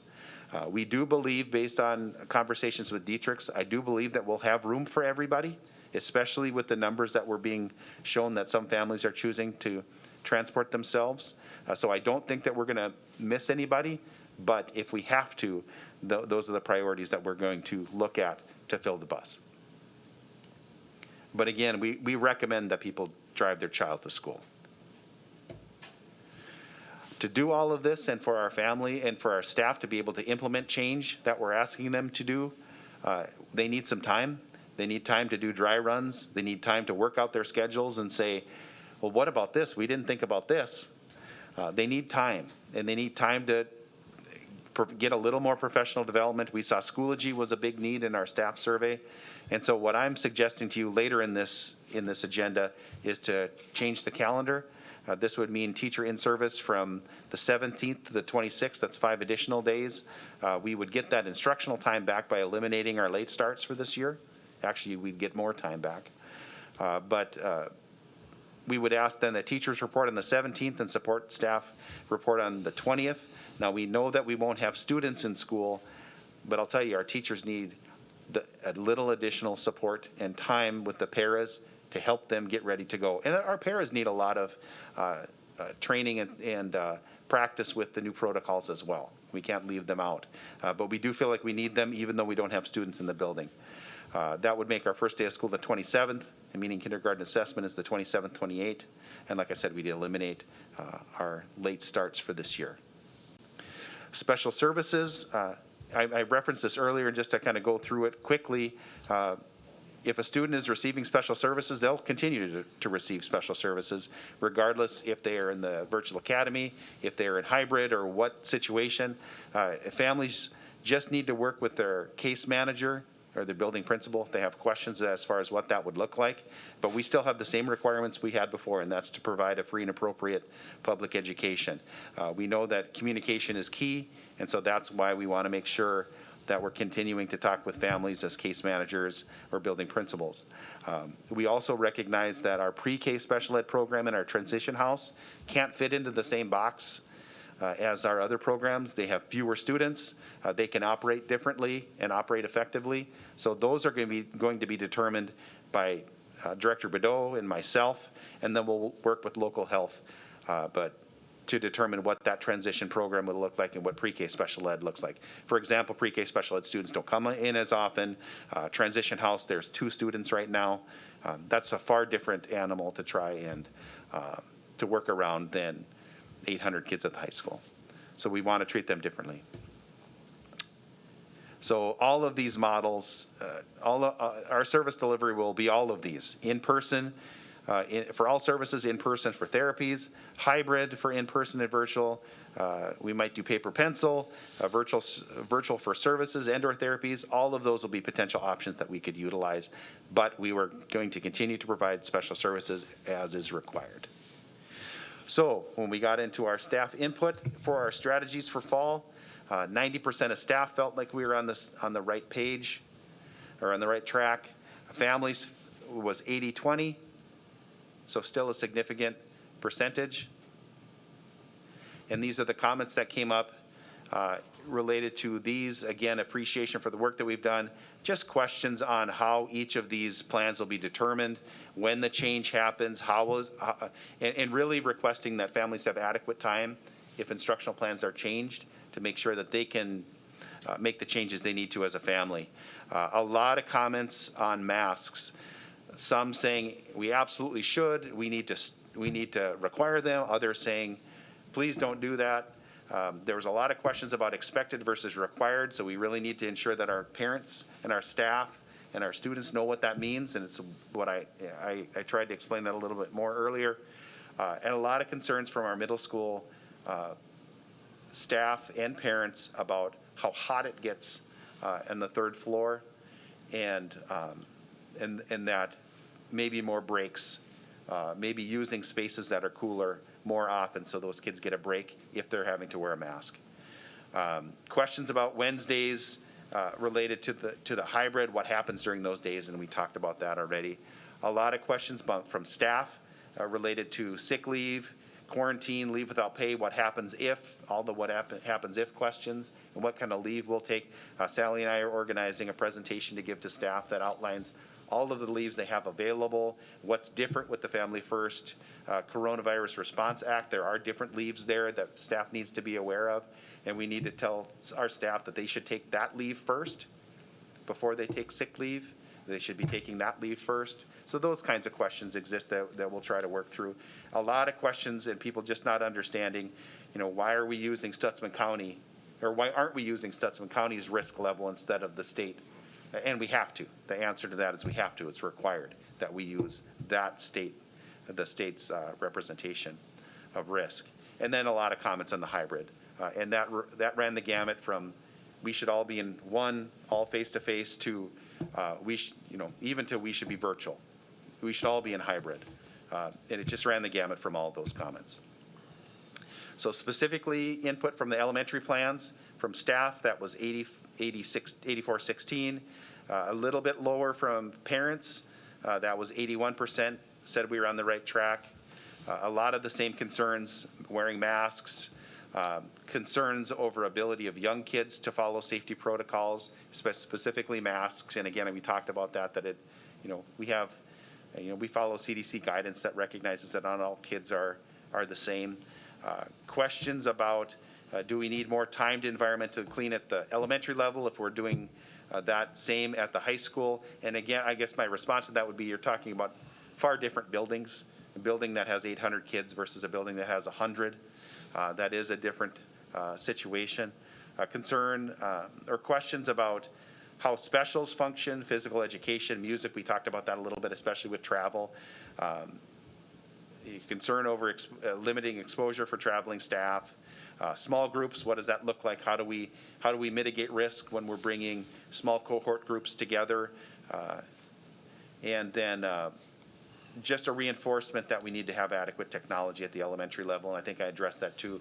Maybe a misunderstanding that that some families or that elementary was losing something because we were putting iPads at the middle level. It's just a misunderstanding. We actually have more technology than we did last year. But. Bob? Are you going to track the disinfecting in classrooms, bathrooms? That, like, if you go into a convenience store in the restroom, you'll see this is when it's been disinfected and cleaned. Are you planning on the same thing at the schools? We haven't talked about that, although we might. But I did ask earlier this summer for every principal to look at look at their cleaning schedule and make sure that it provides adequate time and that there's strategies in place that rooms get cleaned. If you'll notice as you walk out of this room, it's a real simple strategy. I'm not sure which one of the administrators thought of it, but it's a good idea. There's a red and green tag. If it's green, it's been environmentally cleaned and hasn't been used. If it's red, it needs to be cleaned. Just simple strategies like that we can make sure, because I'll tell you what, our custodians are going to get put in a really tough spot. There's a lot of work for them to do.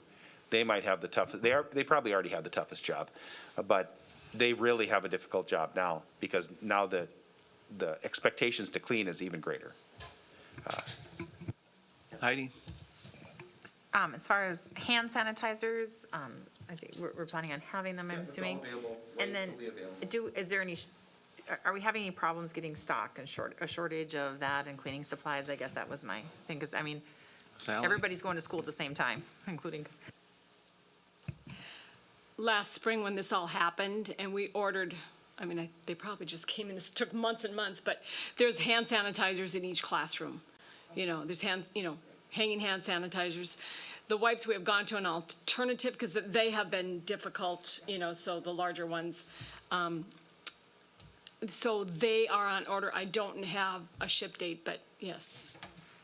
We ordered some a long time ago, but yes.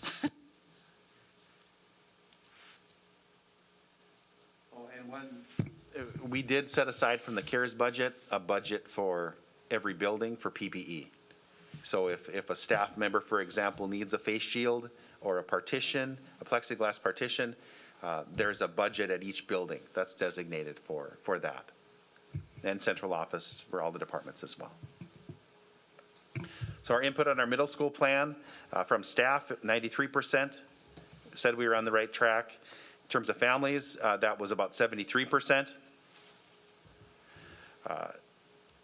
A couple suggestions in there actually at this level to say backpacks instead of lockers, which I think is an interesting idea. Again, questions about specials, questions about special schedules, how things are going to work with transitions, very specific questions to the middle school that'll be addressed in the meetings next week. Again, questions about masks, questions about cleaning protocols between groups. How are we going to provide greater physical distancing in larger classrooms? And then again, those same questions and comments on the hybrid plan. Should we all be in one? Sixth grade in traditional, appreciation for the hybrid. We kind of ran the gamut again. People with different perspectives on that, which we expected. At the high school, 93% of our staff said we were on the right track. 83% of our families said we were on the right track. And you'll see a lot of similar comments. Appreciation for going one-to-one, questions about schedules, questions about masks, questions about how activities will be kept safe and how that's different in a hybrid. How can we have activities when we're in a hybrid schedule and we follow Activities Association guidelines for that. Varying comments on both sides, this was a question specific, or responses specific to the high school and the plan to have open campus. Questions about that, again, on both sides. Great idea, and why are you thinking about that? It's a terrible idea. So we ran the gamut on that like we did on a lot of things, and then various comments about hybrid and traditional instruction.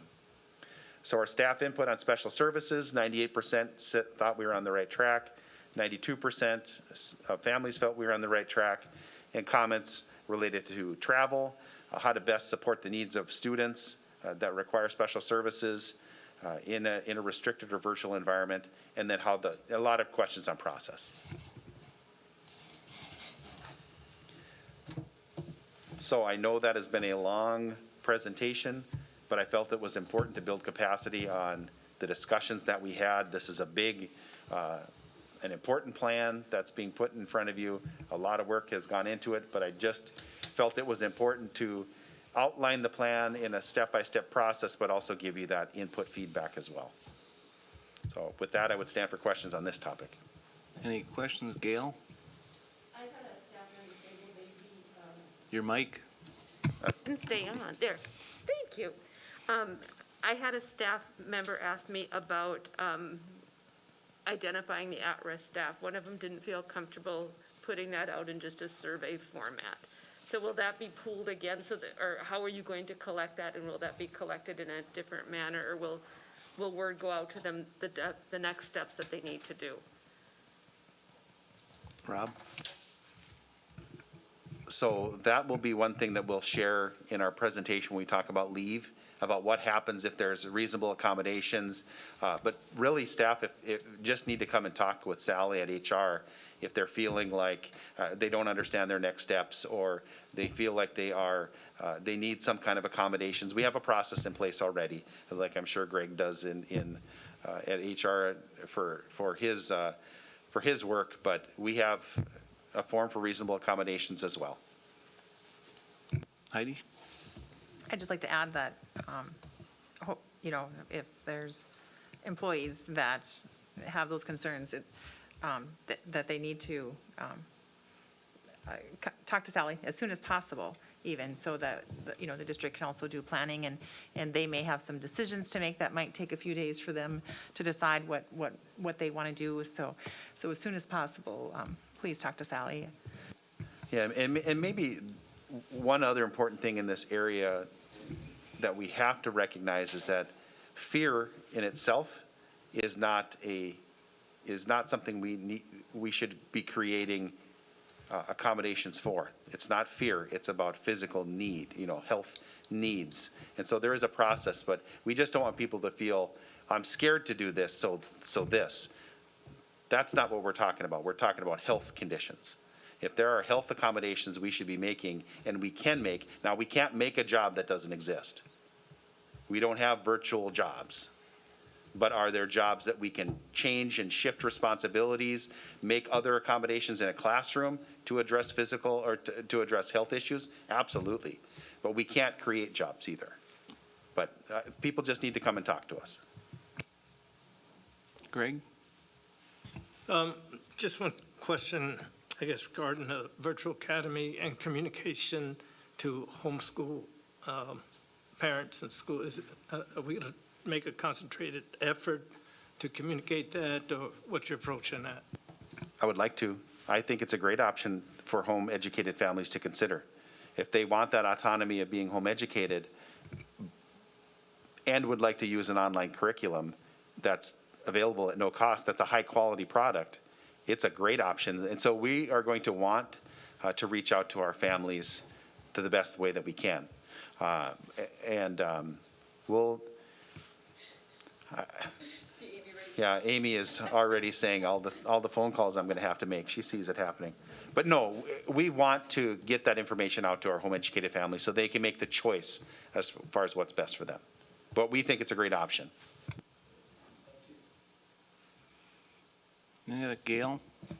On an elementary level, just thinking, having been in the elementary years ago where it was very desk-oriented, I think there's been a real move to collaborative learning and bringing tables and stuff. Is that going to present any unique challenges with distancing and how our elementaries are laid out? and how students will face each other, or am I just overthinking things at 2 in the morning? Yeah, welcome to the life of a superintendent. No, those are things that we have to think about, and how we can mitigate, again, to the degree possible. We can't distance everywhere all the time. We have to do the best that we can, and there's lots of strategies that are existing for how we can use tables or use desks or whatever we're using and maintain a reasonable amount of distance. But all of those strategies come into play, whether it be masks or distancing. There's lots of things in play, but I guess I don't know if tables provide any greater challenge than desks. Desks have space that you're required to cover too. So I think it's all part of the same problem.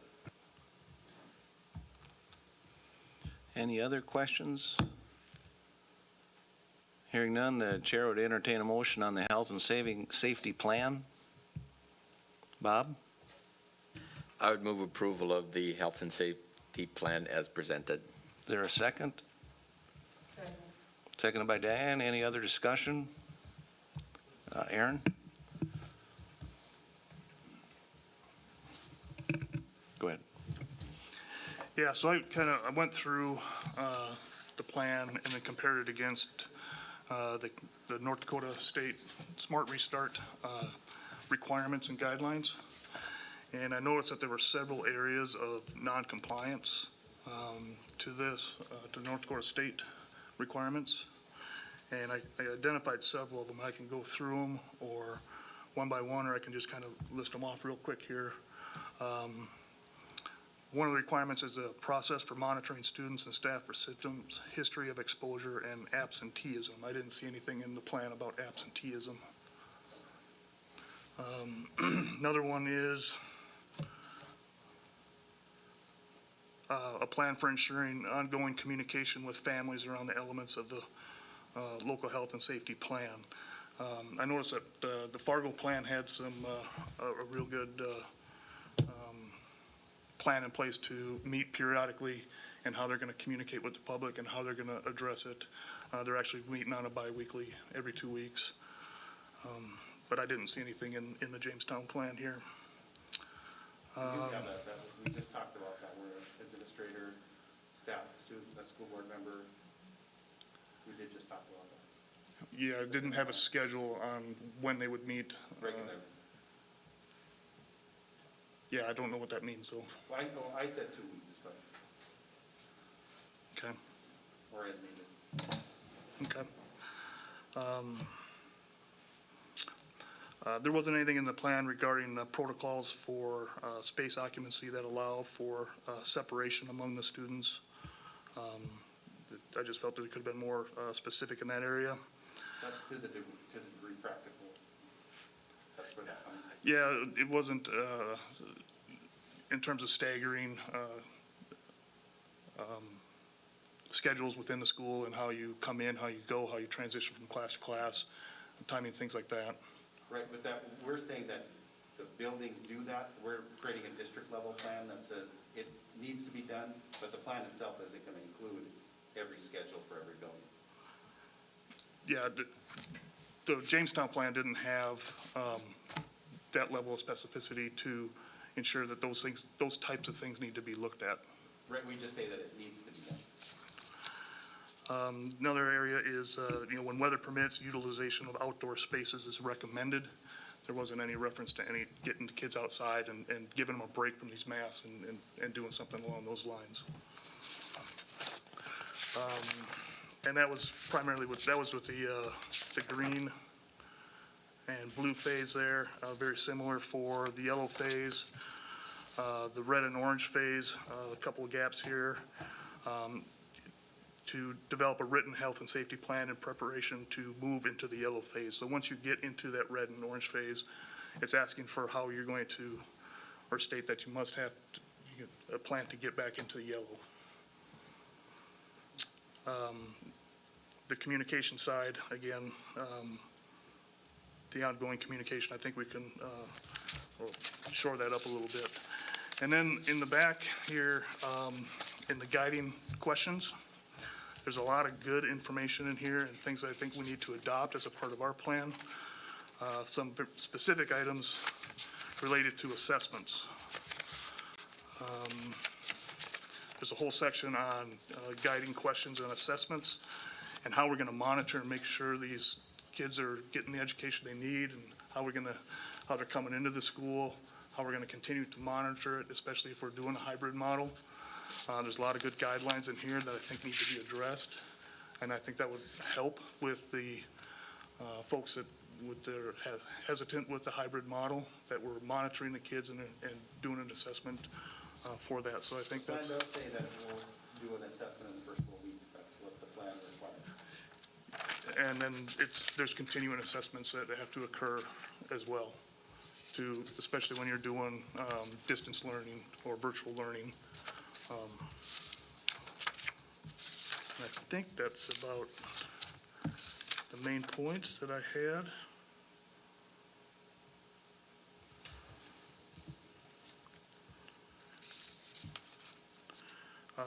Yeah, another thing along the lines with the assessments is, interventions. How can we get in front of, once we identify an issue, how do we get in front of it and address it? So I think there's some areas I think that needs to get shored up a little bit in our health and safety plan here to make sure that it does align with the state requirements. Any other discussion? Heidi? Dr. Luck, do you kind of, I think the communication part is always important. And I think you've done a good job sending this out. You had a short time to do it, you sent it out, and you're gathering a lot of feedback through multiple surveys, which I think is very good. It takes a lot of time to go through all those surveys, but I think it's important, and I think I like that we've got a lot of stakeholder input. And as we get closer to school, communication, and maybe I'm wrong, but I sort of see it as we're going to have some basic, almost like our plan, very high-level district information. But then, now next week, the buildings are going to be presenting, right, different building schedules. Then I guess I'm kind of in the assumption then that, like, if I have a kid at Washington and a kid in the middle school, then I'm probably receiving different communications for those specific things, because things could change in their different environments. That's just sort of what my thought is that kind of, as we now go into next week of presenting each building, and then once school starts, is that what kind of the discussion's been around? Yep, to get into more of the specific comments related to, and just to kind of go back to Mr. Roberts too, I do think we've addressed everything in our plan. It may not be to the level of specificity that you were particularly looking for, but I do think they're all addressed in some facet. Again, I look at the fact that it's a district level plan, but that's my perspective on that. But yes, the idea would be that you have those individual meetings so families can get their specific questions answered. Gail? I just thought of something that I know you'd mentioned before. What we're adopting is not a concrete plan. I believe you've mentioned it's a living plan that we'll have to adapt as things change, because what we knew in March is so different than what we know now. What we know now may be very different than what we know in September. So I don't think we can foresee everything that could be happening. I want us to keep in mind that this is a living document that may have to change as this changes. And that may help some of us feel more comfortable, or even parents and staff, that this isn't a concrete one, it's living. Bob? I think we need to thank Dr. Leck and the entire staff for the work that they put in, because this is a very comprehensive plan. And I think it's incredible, and I appreciate the work. I'm a history person, so I'm going to share a story. When Dwight Eisenhower was named Commander-in-Chief for the Overlord operation to invade Normandy, and bring World War II to an end. He had a year and a half to plan. He's going to have 1 million plus men involved. He's going to have several different countries involved. Obviously, that was a big deal. So he spent a year and a half making that plan up. 5 minutes into the invasion of Normandy, the plan was shot. And General Eisenhower at that time came up with a great quote that I think we have to remember in this case because it's so appropriate. Planning is essential. Plans are worthless. Now, if he could say that about Normandy, I think we can think about this for this. It's the planning that's the important part, because I think just exactly what was mentioned earlier, that this is a living document. It's going to change. Dr. Leck has mentioned already that it changes just virtually every day, and I don't think that's going to stop in the next 2 weeks, 2 months. It's going to change constantly based on what's going on, because we don't know what's going on.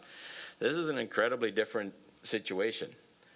Historically, there's 2 other times we've had things like this happen in our country. One was right after World War I with the Spanish flu. The other one was in the 1950s with the polio outbreak. There aren't many people here that can remember either one of those. I'm happy to say I can't remember the Spanish flu in 1918. I do remember the polio outbreak. You know, that was a lot of concern. And this is very similar. We don't know where we're going, because we're not experts on this. But thank you to Dr. Leck and your staff for putting this plan together. It's excellent. It's not perfect. Perfection is pretty difficult to achieve, but it is excellent. So thank you. Oh, Greg first. Yeah, I do want to, reiterate the appreciation for all the work that went into this plan. And I know it was not an easy task, but I do think that, if there's some things that Mr. Roberts brought up, that he could maybe present that and send that information in, because you said your team is going to meet occasionally, and perhaps they could take a look at some of those things to see if there may be something applicable that would make the plan even better. Now, Absolutely look at everything we can to make it better. okay, thank you. Greg, or Jason, then Melissa. Yeah, and kudos to everybody, because it's something that it's way above my pay grade. But I came to the meeting tonight with a few kind of major things that I was concerned about, and I feel much more comfortable after this discussion. The one thing, though, that was kind of heavy on my mind that maybe I'd like to challenge a little more is the green phase here. It says school visitations will be limited. I mean, I just want to point out that I think one of the things we could do right away that would really help our cause is if we really limited the traffic in and out of our buildings. And I know we want parents engaged. I know we want the community involvement. But I really think we need to consider what that's going to look like as far as limited. And I don't want to get into the details of like school open houses or what the staff in services are going to look like. But I really think we need to make some wise decisions at the building level as to what that will look like. And I'm hoping like the staff in services, we're using Zoom and all that stuff as much as we can to limit that exposure, because if we start getting some of this running through our teaching staff, we might as well send all the kids home and sign them up for the virtual academy. But anyway, I just want us to really be cognizant of the traffic in and out of our buildings daily. Melissa? I was just wondering if, as Mr. Roberts had brought up, there's no plan for each of the buildings, and I realize that it's in the plan that there will be a plan per building. Are we able to add those as an appendix for each of the, so that if somebody's looking, they will know what the plan is for each building? Is that something that is a possibility? And then also have the list of who is on that committee and the times that they're meeting, if we could add that in there. So really, there's separate plans that need to be made, but not a separate, Roosevelt doesn't have a plan that looks like this. Louis L'Amour isn't going to create a plan. They have guidelines that they need to follow. So I'd really say the best way for families to attached to that information is to talk to the building principal, either through a presentation, but there won't be separate written documents to attach. They have to follow the guidelines. And this is really, you approve the district plan so they can create their own follow the guidelines to create their own protocols. So it isn't a separate plan, per se. So I imagine like, I mean, it's just more procedural, like, this is the door we enter, this is the door we exit. This is how we're doing lunch, this is how we're, and some of that might even change after the teachers get to their in-service, or the first, and the teachers might say, well, would it be better to do this? And so I imagine some of that is a little bit fluid also, but just, they're gonna create what's gonna work best, protocols and procedures for their building that falls under our plan. It just has to make sure it meets our plans, the district-wide. And then the state required that the board adopt over a district plan. Okay. Diane?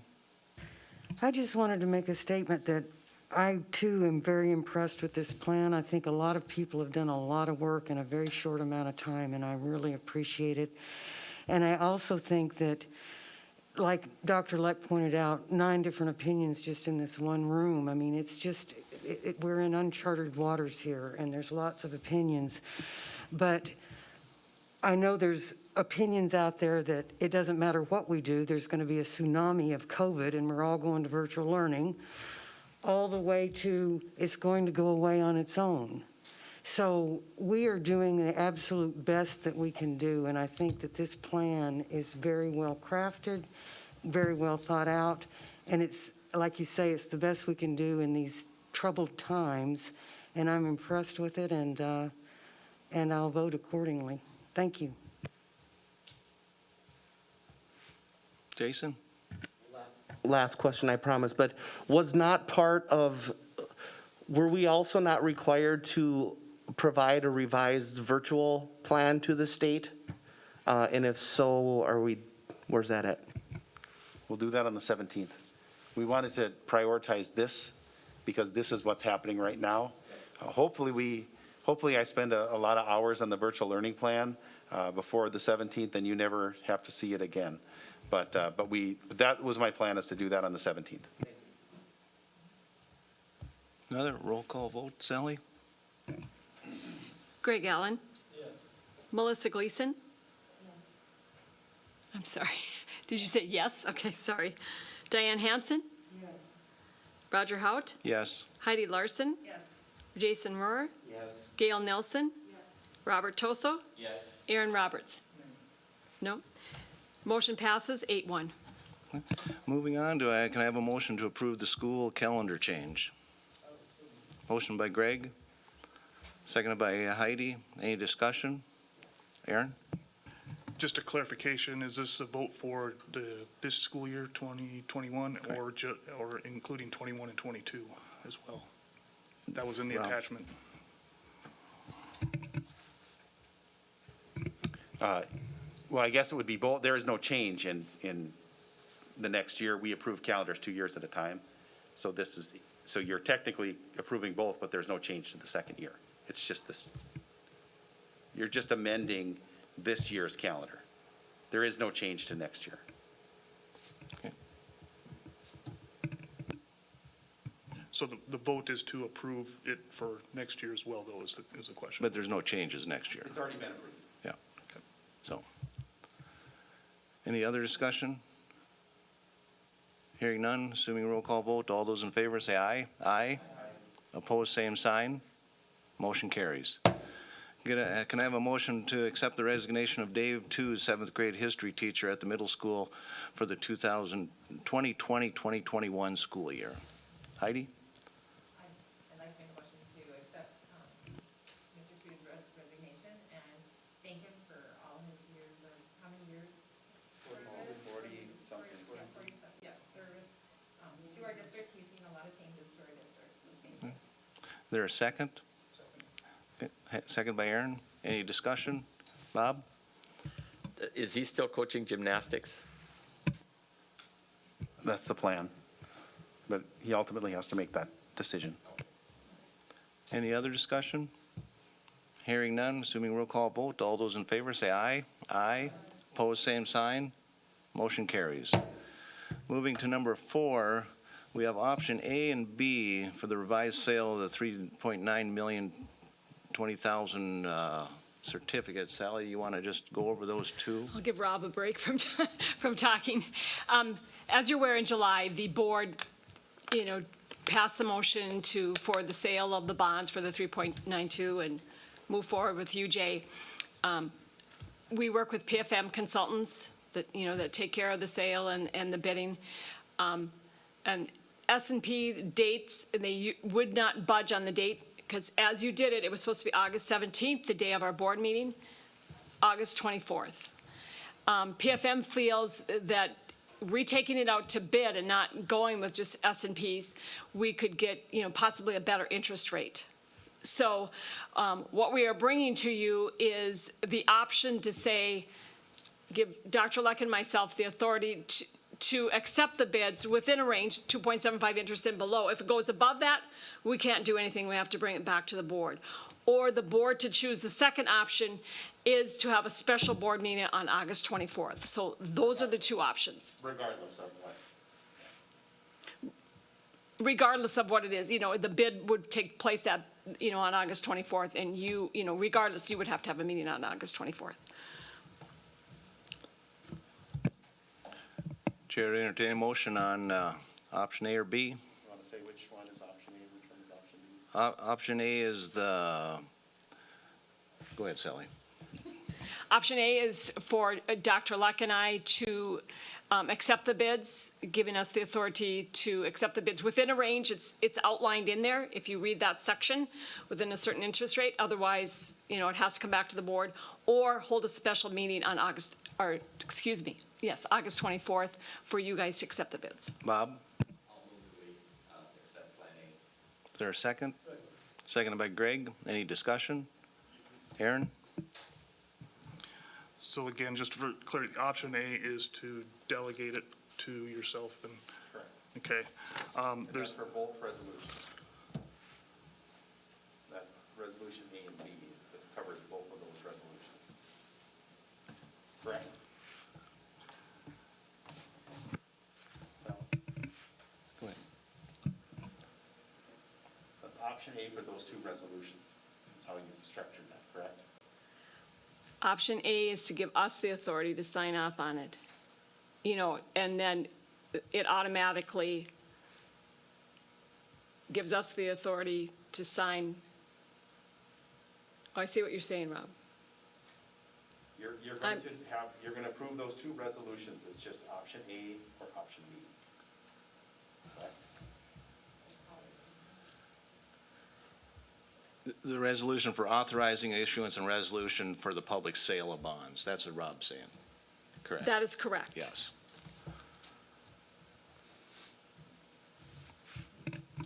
Go ahead, Aaron.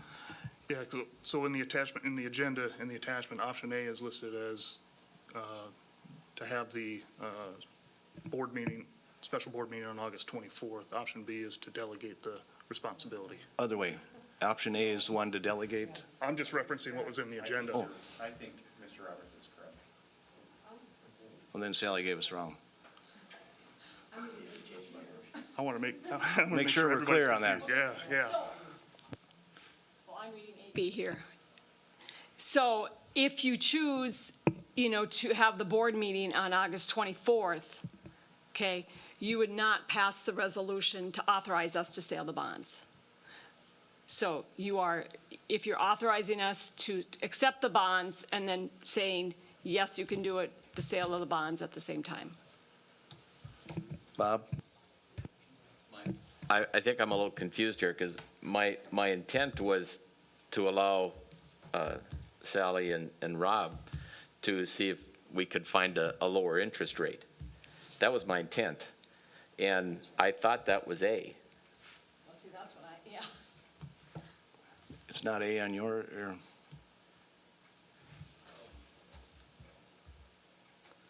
But I haven't looked at them since earlier today, so. I will pull up option A, because that's how it's read on the, okay.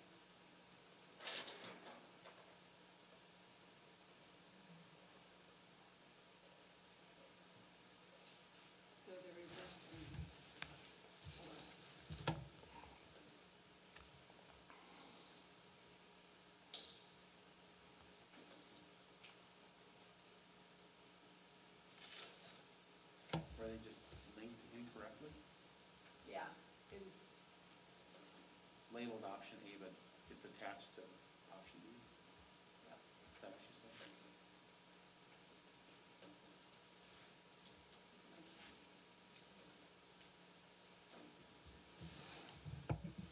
Option, yes. So they're Reverse, they're turned around. One's 2 pages, one's 19 pages. Which one are we voting on? The 19-page one that allows, Dr. Leck. So Bob, your motion is to approve the option that gives them authority to Let's state it that way. delegate, right? It's switched around. I So, was reading on the and- amendment, Bob, you were correct. And Greg seconded. And now I have a question. Okay, Aaron? So within that 19-page one, there's other items in here that I don't think that we've discussed as a board, and I don't feel willing to delegate. Specifically, there's some language in here that's for the funding above paying off the 2011 series bonds, and it's allocating it to provide funds for renovations, remodeling, maintenance, school buildings, school facilities, and property, the projects. We haven't discussed as a board how that other money is going to be allocated, and so I'm not comfortable with just making that delegation there. In the authorization section, it references constructing the project, so that's implying that it's going to be allocated a certain way, which we haven't discussed yet. So I have some concerns with some of the language that's in here,